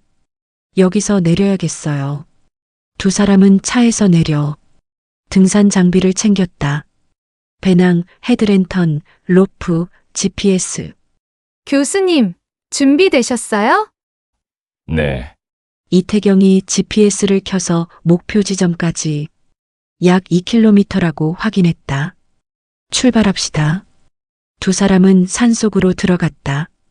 한설인과 이태경은 가파른 산길을 오르고 있었다. 숲이 울창했다.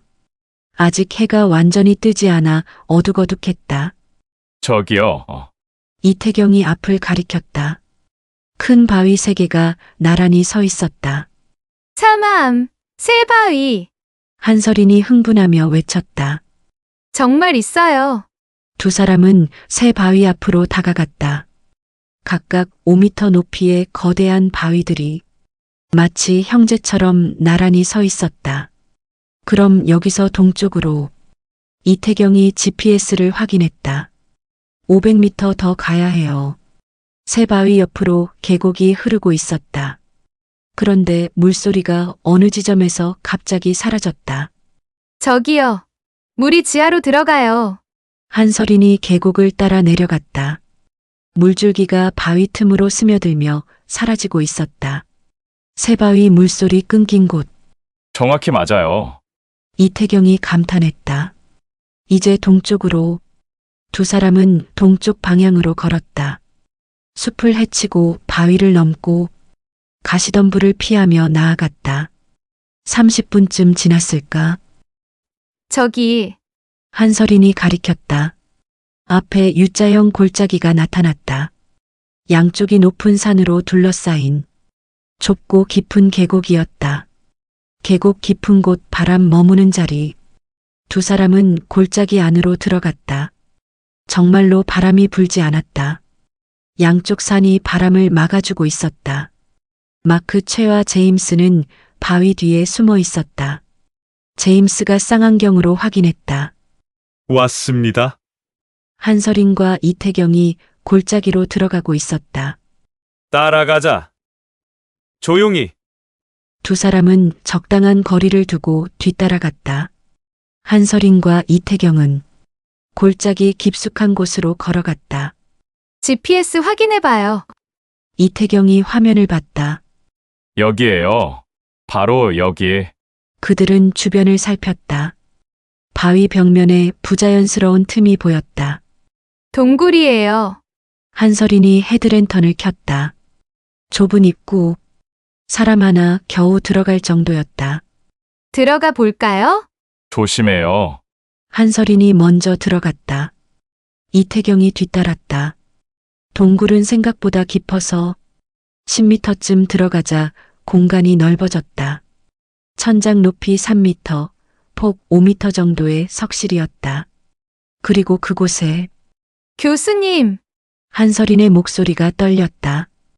헤드랜턴 불빛이 석실 중앙을 비췄다.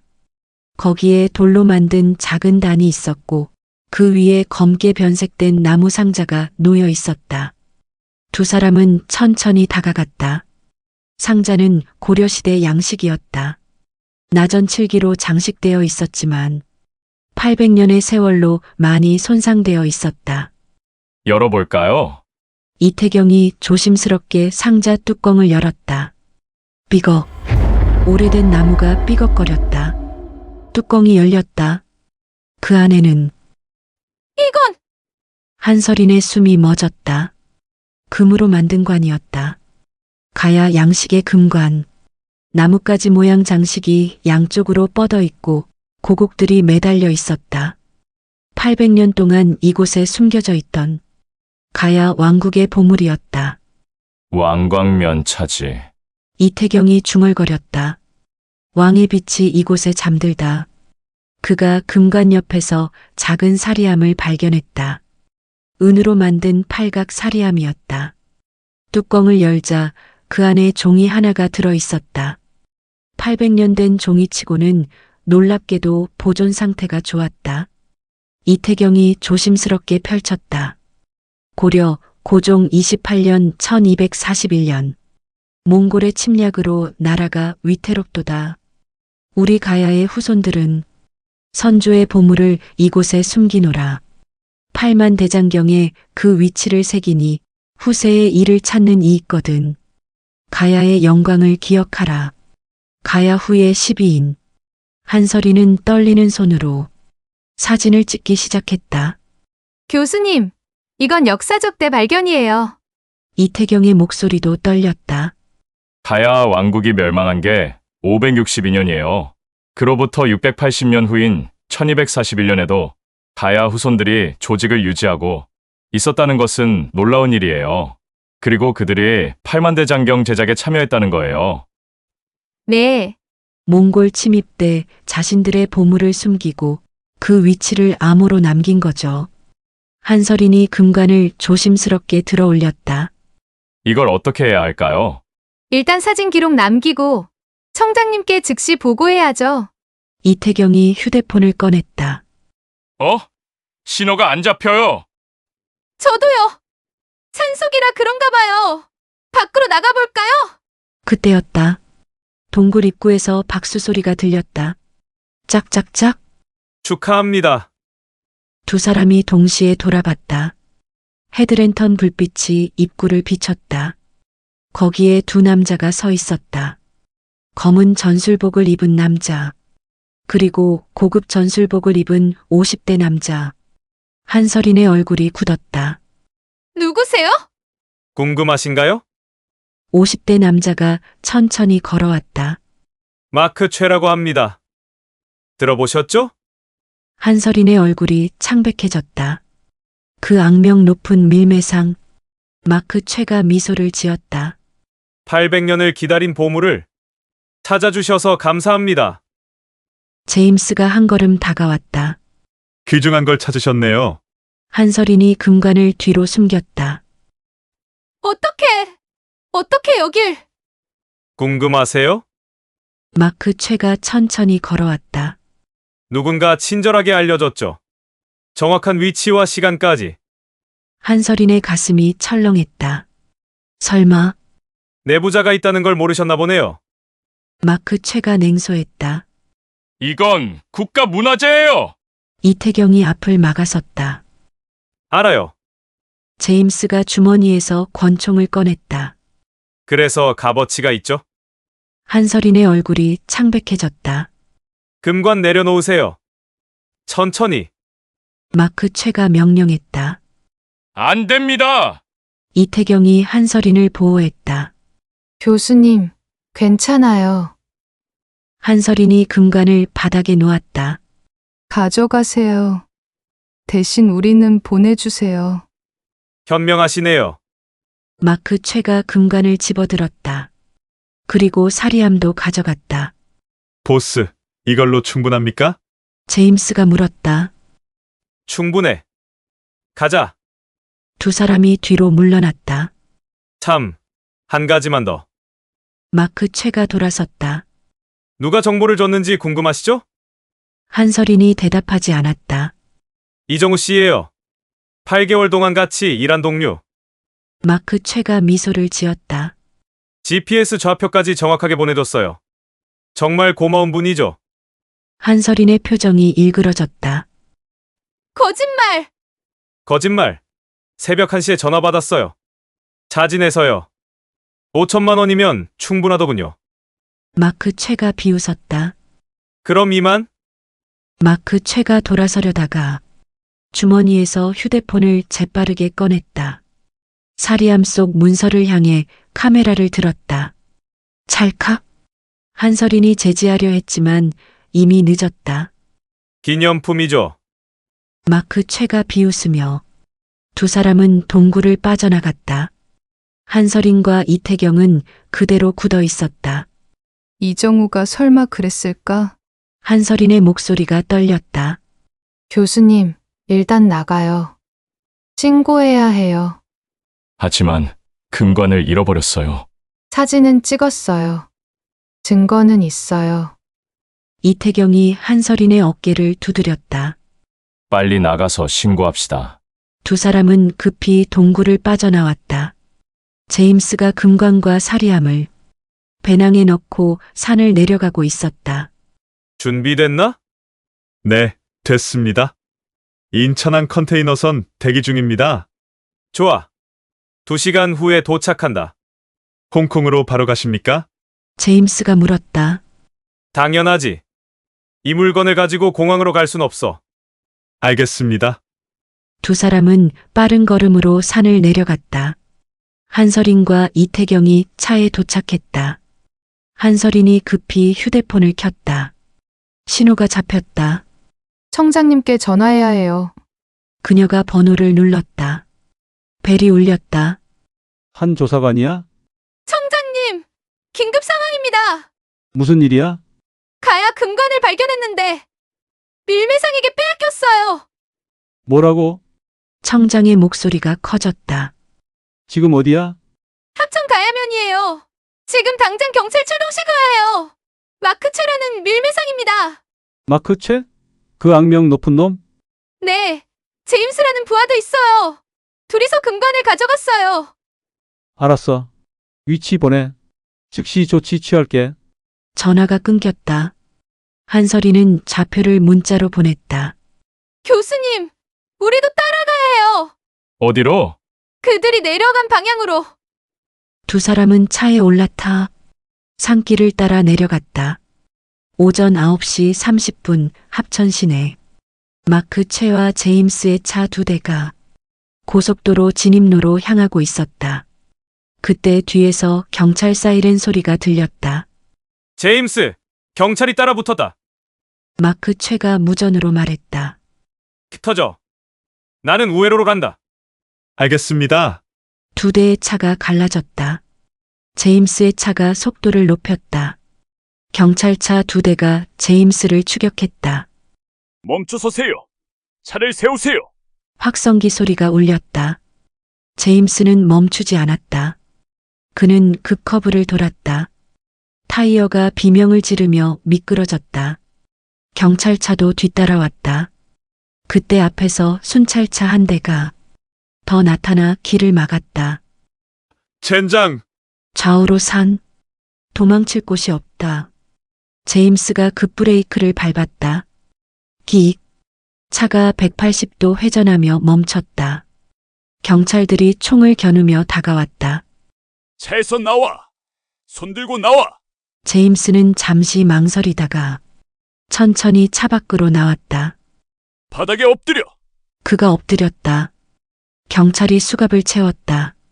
차 안 수색. 다른 경찰이 차 안을 뒤졌다. 배낭을 발견했다. 열어보니 금관과 사리함이 들어 있었다. 여기 있습니다. 한서린과 이태경의 차도 도착했다. 한서린이 내려 달려왔다. 금관이요? 무사해요? 네. 여기 있습니다. 경찰이 배낭을 보여줬다. 한서린은 안도의 한숨을 쉬었다. 다행이다. 이태경도 다가왔다. 정말 다행이에요. 한서린이 제임스를 쳐다봤다. 마크 채는 제임스가 바닥에 엎드린 채 비웃었다. 이미 멀리 갔을 거려? 어디로? 모르죠. 보스는 똑똑하니까. 경찰이 제임스를 끌고 갔다. 같은 시각 인천항. 마크 최는 항구에 도착했다. 컨테이너선 한 척이 대기 중이었다. 보스님, 선원이 다가왔다. 준비됐어요? 네. 30분 후 출항합니다. 좋아. 마크 최가 배에 올랐다. 금관은 못 가져왔지만 그는 가방에서 작은 노트북을 꺼냈다. 화면에는 사리함 속 문서 사진이 떠 있었다. 동굴에서 나올 때 찍은 것이었다. 고려 고종 28년 1241년. 몽골의 침략으로 나라가 위태롭도다. 우리 가야의 후손들은 선조의 보물을 이곳에 숨기노라. 이걸로 충분해. 마크 최가 미소를 지었다. 가야 후손들이 다른 보물도 숨겼을 거야. 배가 천천히 출항했다. 마크 최는 사라졌다. 오후 3시 문화재청. 한서린은 청장실에 서 있었다. 책상 위에는 금관과 사리함이 놓여 있었다. 청장이 감탄하며 바라봤다. 정말 놀라운 발견이에요. 하지만 위험했습니다. 한서린이 말했다. 정보가 유출됐어요. 어떻게? 마크 최가 정확한 위치를 알고 있었어요. GPS 좌표까지. 청장이 심각한 표정을 지었다. 내부자가 있다는 얘긴가? 한서린은 대답하지 않았다. 하지만 그녀도 알고 있었다. 마크 최가 말했어요. 이정우가 정보를 줬다고. 청장의 얼굴이 굳었다. 이정우? 프로젝트 팀원? 네. 확실해요? 마크 최가 그렇게 말했어요. 새벽 1시에 전화로 좌표를 받았다고. 청장이 한숨을 쉬었다. 즉시 조사하겠어요. 한서린은 일단 금관은 무사히 회수했으니 다행이라고 말했다. 청장이 사리함 속 문서를 봤다. 이 문서 대단한데요? 네. 가야 후손들이 1241년에 남긴 기록이에요. 이게 역사를 다시 쓸 수도 있겠어요. 청장이 한서린을 바라봤다. 수고했어요. 정말로. 이건 당신의 공이에요. 교수님 도움 없었으면 불가능했어요. 두 분 다 포상 받을 거예요. 하지만 청장의 목소리가 낮아졌다. 이정우 문제는 철저히 조사해야 해요. 알겠습니다. 오후 5시 이정우의 자취방. 이정우는 휴대폰을 보고 있었다. 뉴스가 떠 있었다. 8만 대장경 암호 해독, 가야 금관 발견.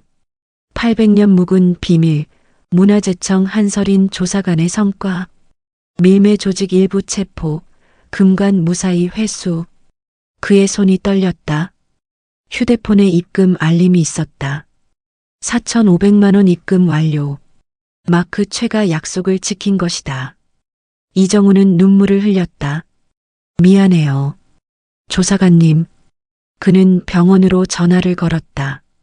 어머니 수술 예약하려고요. 입금했어요. 하지만 그의 목소리는 기쁨이 아니라 죄책감으로 가득했다. 그때 문 두드리는 소리가 들렸다. 똑똑똑. 누구세요? 경찰입니다. 문 열어주세요. 이정우의 얼굴이 창백해졌다. 저녁 7시 한설이네 집. 한설이는 소파에 앉아 오늘 찍은 사진들을 보고 있었다. 금관, 사리암, 종이 문서. 정말 해냈어. 3년 전에 실패를 만회했다. 하지만 마음이 무거웠다. 이정우가 정말 그랬을까 하는 생각이 머릿속을 떠나지 않았다. 휴대폰이 울렸다. 이태경 교수였다. 조사관님, 저예요. 네, 교수님. 오늘 정말 수고했어요. 교수님도요. 그런데 뉴스 봤어요. 네. 이정우가 경찰 조사받는데요. 침묵이 흘렀다. 정말 그 친구가 한 걸까요? 한설인이 조용히 답했다. 마크 최가 정확한 좌표를 알고 있었어요. GPS까지. 우리 셋 말고는 아무도 몰랐어요. 그렇긴 하지만 어머니 수술비 때문이었대요. 이태경이 한숨을 쉬었다. 안타깝네요. 네. 전화가 끊겼다. 한설이는 창밖을 바라봤다. 이정우, 내가 정말 그랬구나. 그녀의 눈에 눈물이 고였다. 8개월 동안 함께 일했던 동료. 성실하고 조용했던 청년. 하지만 절박함이 그를 배신자로 만들었다. 같은 시각 경찰서 조사실. 이정우는 차가운 의자에 앉아 있었다. 형사 2명이 책상 건너편에 앉아 그를 바라보고 있었다. 마크 최라는 사람을 아나? 형사가 물었다. 이정우는 고개를 숙였다. 침묵했다. 10월 25일 새벽 1시 마크 최에게 전화를 걸었다는 통화 기록이 있어. 사실이지? 형사가 다시 물었다. 이정우의 손이 떨렸다. GPS 좌표가 담긴 사진을 마크 최에게 전송했다는 기록도 있어. 이정우는 여전히 대답하지 않았다. 형사가 한숨을 쉬었다. 이미 다 확인됐어. 마크 최의 부하 제임스가 체포됐고 그의 휴대폰에서 내가 보낸 자료가 발견됐어. 이정우의 눈에서 눈물이 흘렀다. 왜 그랬어? 형사가 물었다. 이정우가 떨리는 목소리로 대답했다. 어머니 수술비 5천만 원이 필요했어요. 다른 방법이 없었어요. 그래서 국가문화재 정보를 팔았어? 이정우는 고개를 숙인 채 울기 시작했다. 형사가 또 다른 질문을 던졌다. 마크 최가 어떻게 널 접촉했지? 이정우는 한 달 전에 전화가 왔다고 설명했다.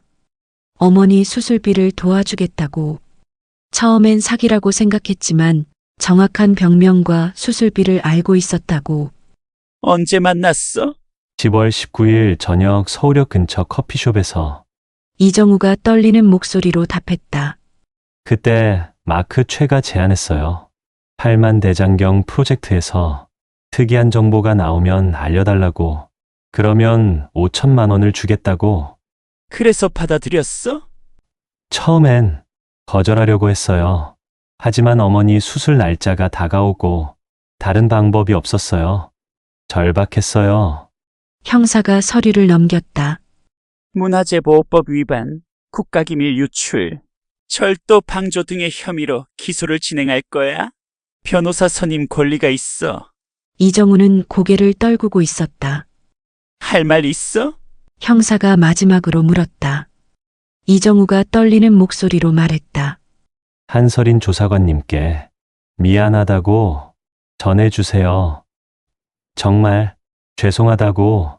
형사는 대답하지 않고 조사실을 나갔다. 이정우는 혼자 남겨졌다.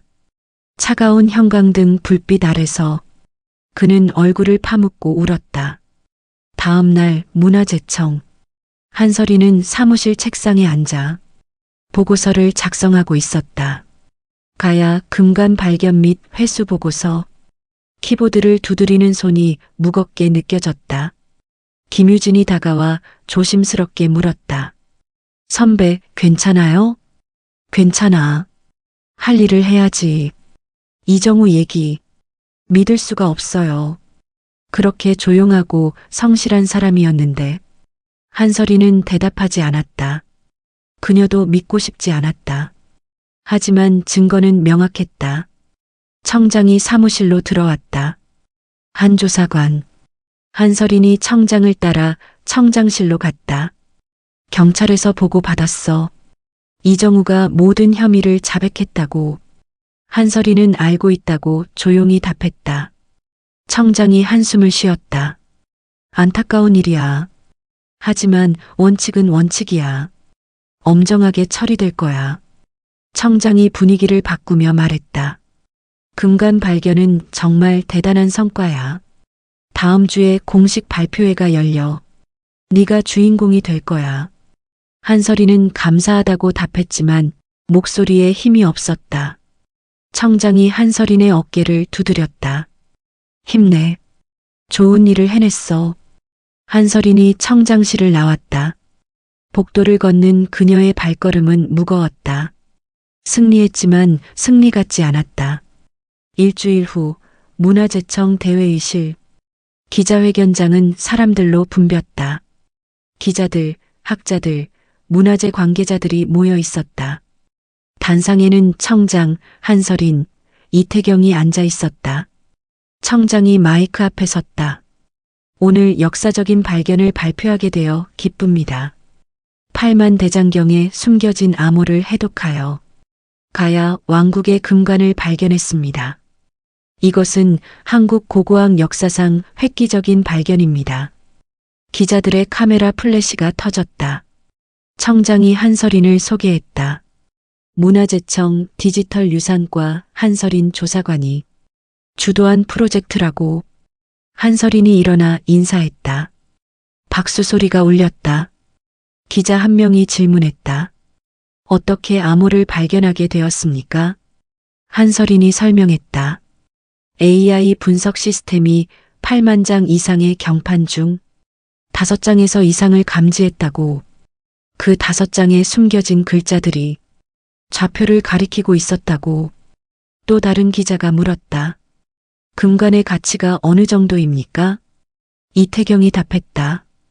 역사적 가치로는 측정할 수 없습니다. 이것은 가야 후손들이 1241년까지 조직을 유지했다는 증거입니다. 한국 고대사를 다시 써야 할 만큼 중요한 발견입니다. 기자 한 명이 민감한 질문을 던졌다. 밀매 조직에게 금관을 빼앗겼다가 되찾았다는데 어떻게 된 일입니까? 청장이 끼어들었다. 밀매 조직의 일부가 체포되었고 금관은 무사히 회수되었습니다. 자세한 내용은 수사 중이라 밝힐 수 없습니다. 기자가 다시 물었다. 내부 정보 유출이 있었다는 소문이 있는데 사실입니까? 청장이 단호하게 답했다. 해당 사건은 수사 당국에서 조사 중이며 문화재청은 전면 협조하고 있습니다. 더 이상의 질문은 사양하겠습니다.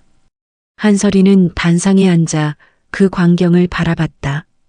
플래시가 터지고 박수 소리가 울리고 축하 인사가 쏟아졌다.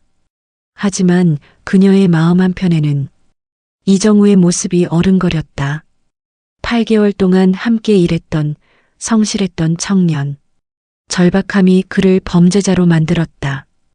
기자회견이 끝나고 사람들이 하나둘 떠나갔다. 이태경이 한설인에게 다가왔다. 괜찮아요? 네, 괜찮아요. 이게 우리가 해야 할 일이니까. 이태경이 한설인의 어깨를 가볍게 두드렸다. 수고했어요.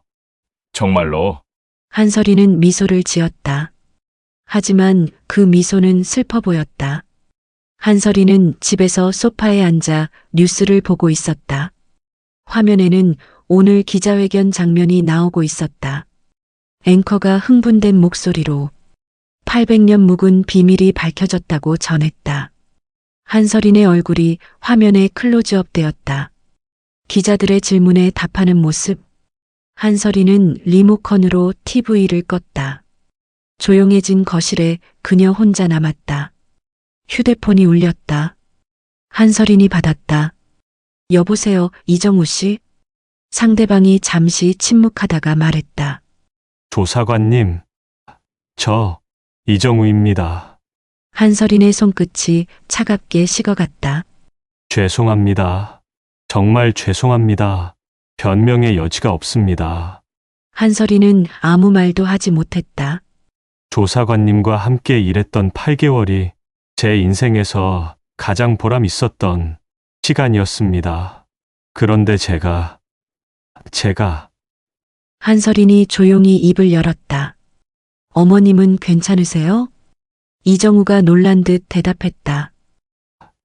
네, 수술 잘 받으셨습니다. 덕분에, 아니, 그 돈으로 어머님께 잘하세요. 그게 지금 이정우 씨가 할 수 있는 전부예요. 이정우가 흐느꼈다. 정말 죄송합니다. 한서린이 전화를 끊었다. 그녀는 휴대폰을 내려놓고 창밖을 바라봤다. 서울의 밤 풍경이 펼쳐져 있었다. 수많은 불빛들이 반짝이고 있었다. 한서린은 생각했다. 사람은 누구나 절박한 순간이 있다. 그 순간에 무엇을 선택하느냐가 그 사람을 정의한다. 이정우는 잘못된 선택을 했다. 하지만 그 선택 뒤에는 어머니를 살리려는 절박함이 있었다. 한서린은 그를 용서할 수는 없었다. 하지만 이해할 수는 있었다. 그녀는 눈을 감았다. 긴 하루가 끝나가고 있었다. 구독과 좋아요, 알림 설정 꼭 부탁드려요. 6개월 후 2025년 4월 국립중앙박물관 특별전시실 8만 대장경의 비밀 가야 금관 특별전. 전시실 입구에는 긴 줄이 늘어서 있었다. 주말이면 하루 5,000명이 넘는 관람객이 찾아왔다. 개막 이후 3개월 동안 총 40만 명이 다녀갔다. 한서린은 전시실 안에 서서 사람들을 바라보고 있었다. 유리 진열장 안에 가야 금관이 조명을 받으며 빛나고 있었다. 나뭇가지 모양 장식이 우아하게 뻗어 있고 고곡들이 은은하게 반짝였다. 관람객들이 감탄하며 사진을 찍었다. 와, 진짜 800년 동안 숨겨져 있었대요. 대박. 8만 대장경에 암호가 있었다니. 이거 발견한 사람이 한서린 조사관이래. 대단하다. 한서린은 조용히 미소 지었다. 금관 옆 전시판에는 사리함 속 문서가 확대되어 걸려 있었다. 한 중학생 단체 관람객이 선생님의 설명을 듣고 있었다. 여러분, 이 문서가 왜 중요한지 아나요? 가야가 562년에 멸망했는데 680년이 지난 1241년에도 가야 후손들이 조직을 유지하고 있었다는 증거예요. 역사 교과서를 다시 써야 할 만큼 대단한 발견이죠. 학생들이 고개를 끄덕이며 열심히 메모했다. 한서린은 그 모습을 보며 뿌듯함을 느꼈다. 6개월 전 그날의 긴장과 두려움, 그리고 배신의 아픔이 떠올랐지만 결국 해냈다는 성취감이 더 컸다. 휴대폰이 진동했다. 이태경 교수였다. 한서린이 전시실을 나와 복도에서 전화를 받았다. 교수님, 저예요. 조사관님, 지금 어디세요? 박물관 전시실이요. 관람객들 보러 왔어요. 아, 그렇구나. 전시 반응이 어때요? 엄청나요. 주말마다 대기 줄이 건물 밖까지 늘어서요. 다행이네요. 우리가 고생한 보람이 있어요. 이태경의 목소리에서 만족감이 느껴졌다. 교수님, 요즘 어떻게 지내세요? 논문 쓰느라 바빠요. 가야 후손 조직에 대한 연구가 학계에서 큰 반향을 일으키고 있어서요. 그렇겠네요. 교수님 공이 크죠? 아니에요. 조사관님이 AI로 찾지 못했으면 불가능했어요. 두 사람은 잠시 침묵했다. 조사관님, 이태경의 목소리가 부드러워졌다. 30년 전 준혁이가 찾으려던 걸 우리가 찾았어요. 준혁이도 기뻐할 거예요. 네, 교수님. 고마워요. 정말로. 저야말로요. 전화가 끊겼다. 한설이는 복도 창문으로 바깥을 바라봤다. 봄볕이 따스했다. 새로운 계절이었다. 오후 3시 문화재청. 한설이는 자신의 책상에 앉아 있었다. 6개월 전보다 책상이 훨씬 깔끔했다. 프로젝트가 끝나자 업무량이 줄었다. 김유진이 커피를 들고 다가왔다. 선배, 커피 드릴게요. 고마워, 유진아. 김유진이 자리에 앉으며 물었다. 선배, 다음 프로젝트는 뭐예요? 아직 정해진 거 없어. 일단 금관 전시 관리하면서 학술 보고서 마무리해야 돼. 그럼 한동안 여유로우시겠네요? 한설인이 미소 지었다. 그런 셈이지. 사실 한설이는 6개월 동안 쉴 틈 없이 달려왔다.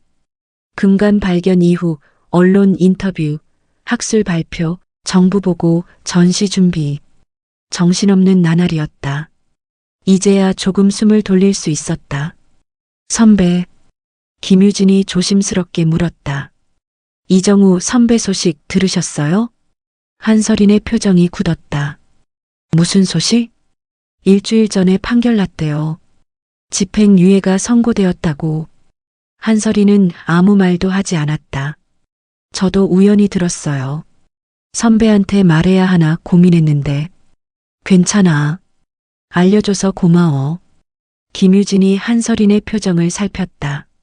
선배, 아직도 힘드세요? 아니야. 이제 괜찮아. 한설이는 정말로 괜찮았다. 6개월이라는 시간이 많은 것을 치유했다. 배신의 아픔도 분노도 이제는 담담하게 받아들일 수 있었다. 이정우는 잘못된 선택을 했다. 하지만 그 대가를 치렀다. 이제 그의 인생은 그가 알아서 살아가야 했다. 청장이 사무실로 들어왔다. 한 조사관, 잠깐 올 수 있어요? 한설인이 청장실로 따라갔다. 청장이 서류 하나를 건넸다. 이거 좀 봐봐요. 한설인이 서류를 펼쳤다. 포상 결정서였다. 한설인 조사관에게 국민훈장 동백장을 수여함. 한설인의 눈이 커졌다. 청장님, 이게 축하해요. 대통령 표창이에요. 다음 달 대통령실에서 수여식이 있어요. 감사합니다. 청장이 한설인의 어깨를 두드렸다. 자랑스러워요. 우리 청의 자랑이에요. 과분합니다. 아니에요. 당신이 받아야 할 상이에요. 한설이는 서류를 내려다봤다. 국민훈장. 공무원으로서 받을 수 있는 최고의 영예 중 하나였다. 하지만 기쁨보다는 묵직한 책임감이 먼저 들었다. 청장님, 응? 앞으로도 최선을 다하겠습니다. 알아요. 그럴 줄 알았어요. 청장실을 나오며 한설이는 생각했다. 3년 전 실패했던 자신. 그때는 좌절하고 포기하고 싶었다. 하지만 포기하지 않았고 다시 일어섰고 결국 해냈다. 인생은 그런 것이었다. 넘어지고 일어서고 다시 걷는 것. 저녁 7시 한설이네 집. 한설이는 소파에 앉아 와인 한 잔을 마시고 있었다. 혼자만의 시간. 조용하고 평화로웠다. 현관 초인종이 울렸다. 한설인이 인터폰을 확인했다. 한 남자가 서 있었다. 누구세요? 한설인 조사관님, 저 이정우입니다. 한설인의 손이 멈췄다. 문을 열까 말까 망설였다. 하지만 결국 문을 열었다. 이정우가 현관 앞에 서 있었다. 6개월 전보다 훨씬 야위어 보였다. 짧게 깎은 머리, 초췌한 얼굴. 조사관님, 이정우가 고개를 깊이 숙였다. 올라올래요? 아니요. 괜찮습니다. 잠깐만. 이정우가 편지 봉투를 꺼냈다. 조사관님께 드리고 싶었어요. 편지에는 손으로 쓴 사과문과 함께 매달 50만 원씩 국가에 기부하겠습니다. 평생 걸려도 갚겠습니다. 한설이는 이정우를 바라봤다. 어머님은 괜찮으세요? 네. 덕분에 많이 좋아지셨어요. 다행이네요. 침묵이 흘렀다. 조사관님, 이정우가 고개를 들었다. 눈에 눈물이 고여 있었다. 제가 정말 죄송합니다. 평생 후회하며 살 겁니다. 이정우 씨, 한설인이 조용히 말했다. 이미 대가를 치렀어요. 이제 그만 자책하고 앞으로 잘 사세요. 하지만 과거는 바꿀 수 없어요. 하지만 미래는 바꿀 수 있어요. 이정우 씨가 어떻게 사느냐에 달렸어요. 이정우가 눈물을 닦았다. 조사관님 감사합니다. 정말 감사합니다. 그가 깊게 인사하고 돌아섰다. 한설이는 그의 뒷모습을 바라봤다. 무거운 짐을 진 채 걸어가는 청년. 실수했지만 그 실수를 인정하고 책임지려는 청년. 현관문을 닫으며 한설이는 생각했다. 용서는 쉽지 않다. 하지만 사람은 변할 수 있다. 이정우가 정말로 달라졌기를 바랐다. 다음 날 국립중앙박물관. 한설이는 다시 전시실을 찾았다. 오늘은 특별한 날이었다. 전시 관람객 50만 명 돌파 기념 행사가 열렸다. 청장, 박물관장, 학자들이 모였다. 한설인도 단상에 올라 인사말을 했다. 50만 명이라는 숫자는 단순한 숫자가 아닙니다. 50만 명의 사람들이 800년 전 가야 후손들의 이야기에 관심을 가졌다는 의미입니다. 우리 역사에 관심을 가졌다는 의미입니다. 박수 소리가 울렸다. 이 금관은 단순한 유물이 아닙니다. 가야 후손들의 절박함, 희망, 그리고 후세에 대한 믿음이 담긴 메시지입니다. 한설인이 금관을 바라봤다. 800년 후 우리가 그 메시지를 받았습니다. 그리고 우리도 후세에 메시지를 남길 것입니다. 사람들이 고개를 끄덕였다. 행사가 끝나고 한설이는 전시실에 홀로 남았다. 관람객들이 모두 떠난 조용한 공간. 한설이는 금관 앞에 섰다. 800년 전 몽골의 침략 속에서 가야 후손들이 이 금관을 숨겼다. 절망적인 상황에서도 희망을 버리지 않았다. 언젠가 누군가 찾을 것이라 믿었다. 그리고 800년 후 한설인이 찾았다. 고마워요. 한설인이 조용히 중얼거렸다. 기다려줘서. 금관은 조명 아래서 조용히 빛나고 있었다. 2주 후 한강공원. 한설이는 벤치에 앉아 한강을 바라보고 있었다. 주말 오후. 사람들이 자전거를 타고 산책하고 여유를 즐기고 있었다. 평범한 일상. 한설인도 이제 그 일상으로 돌아왔다. 휴대폰에 이태경 교수에게서 문자가 왔다. 조사관님, 논문 초고 완성했어요. 검토 부탁드려요. 한설인이 답장을 보냈다. 축하드려요. 내일 연구실로 갈게요. 그녀는 휴대폰을 주머니에 넣고 다시 한강을 바라봤다.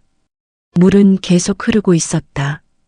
고려시대의 가야 후손들이 이 땅 어딘가에 금관을 묻었을 때 그들은 상상했을까? 800년 후 봄날의 서울에서 한 여자가 평화롭게 강을 바라보며 그들의 이야기를 떠올릴 것이라는 걸. 한설이는 미소 지었다. 그녀는 일어나 집으로 향했다. 봄바람이 불어왔다. 새로운 계절이었다.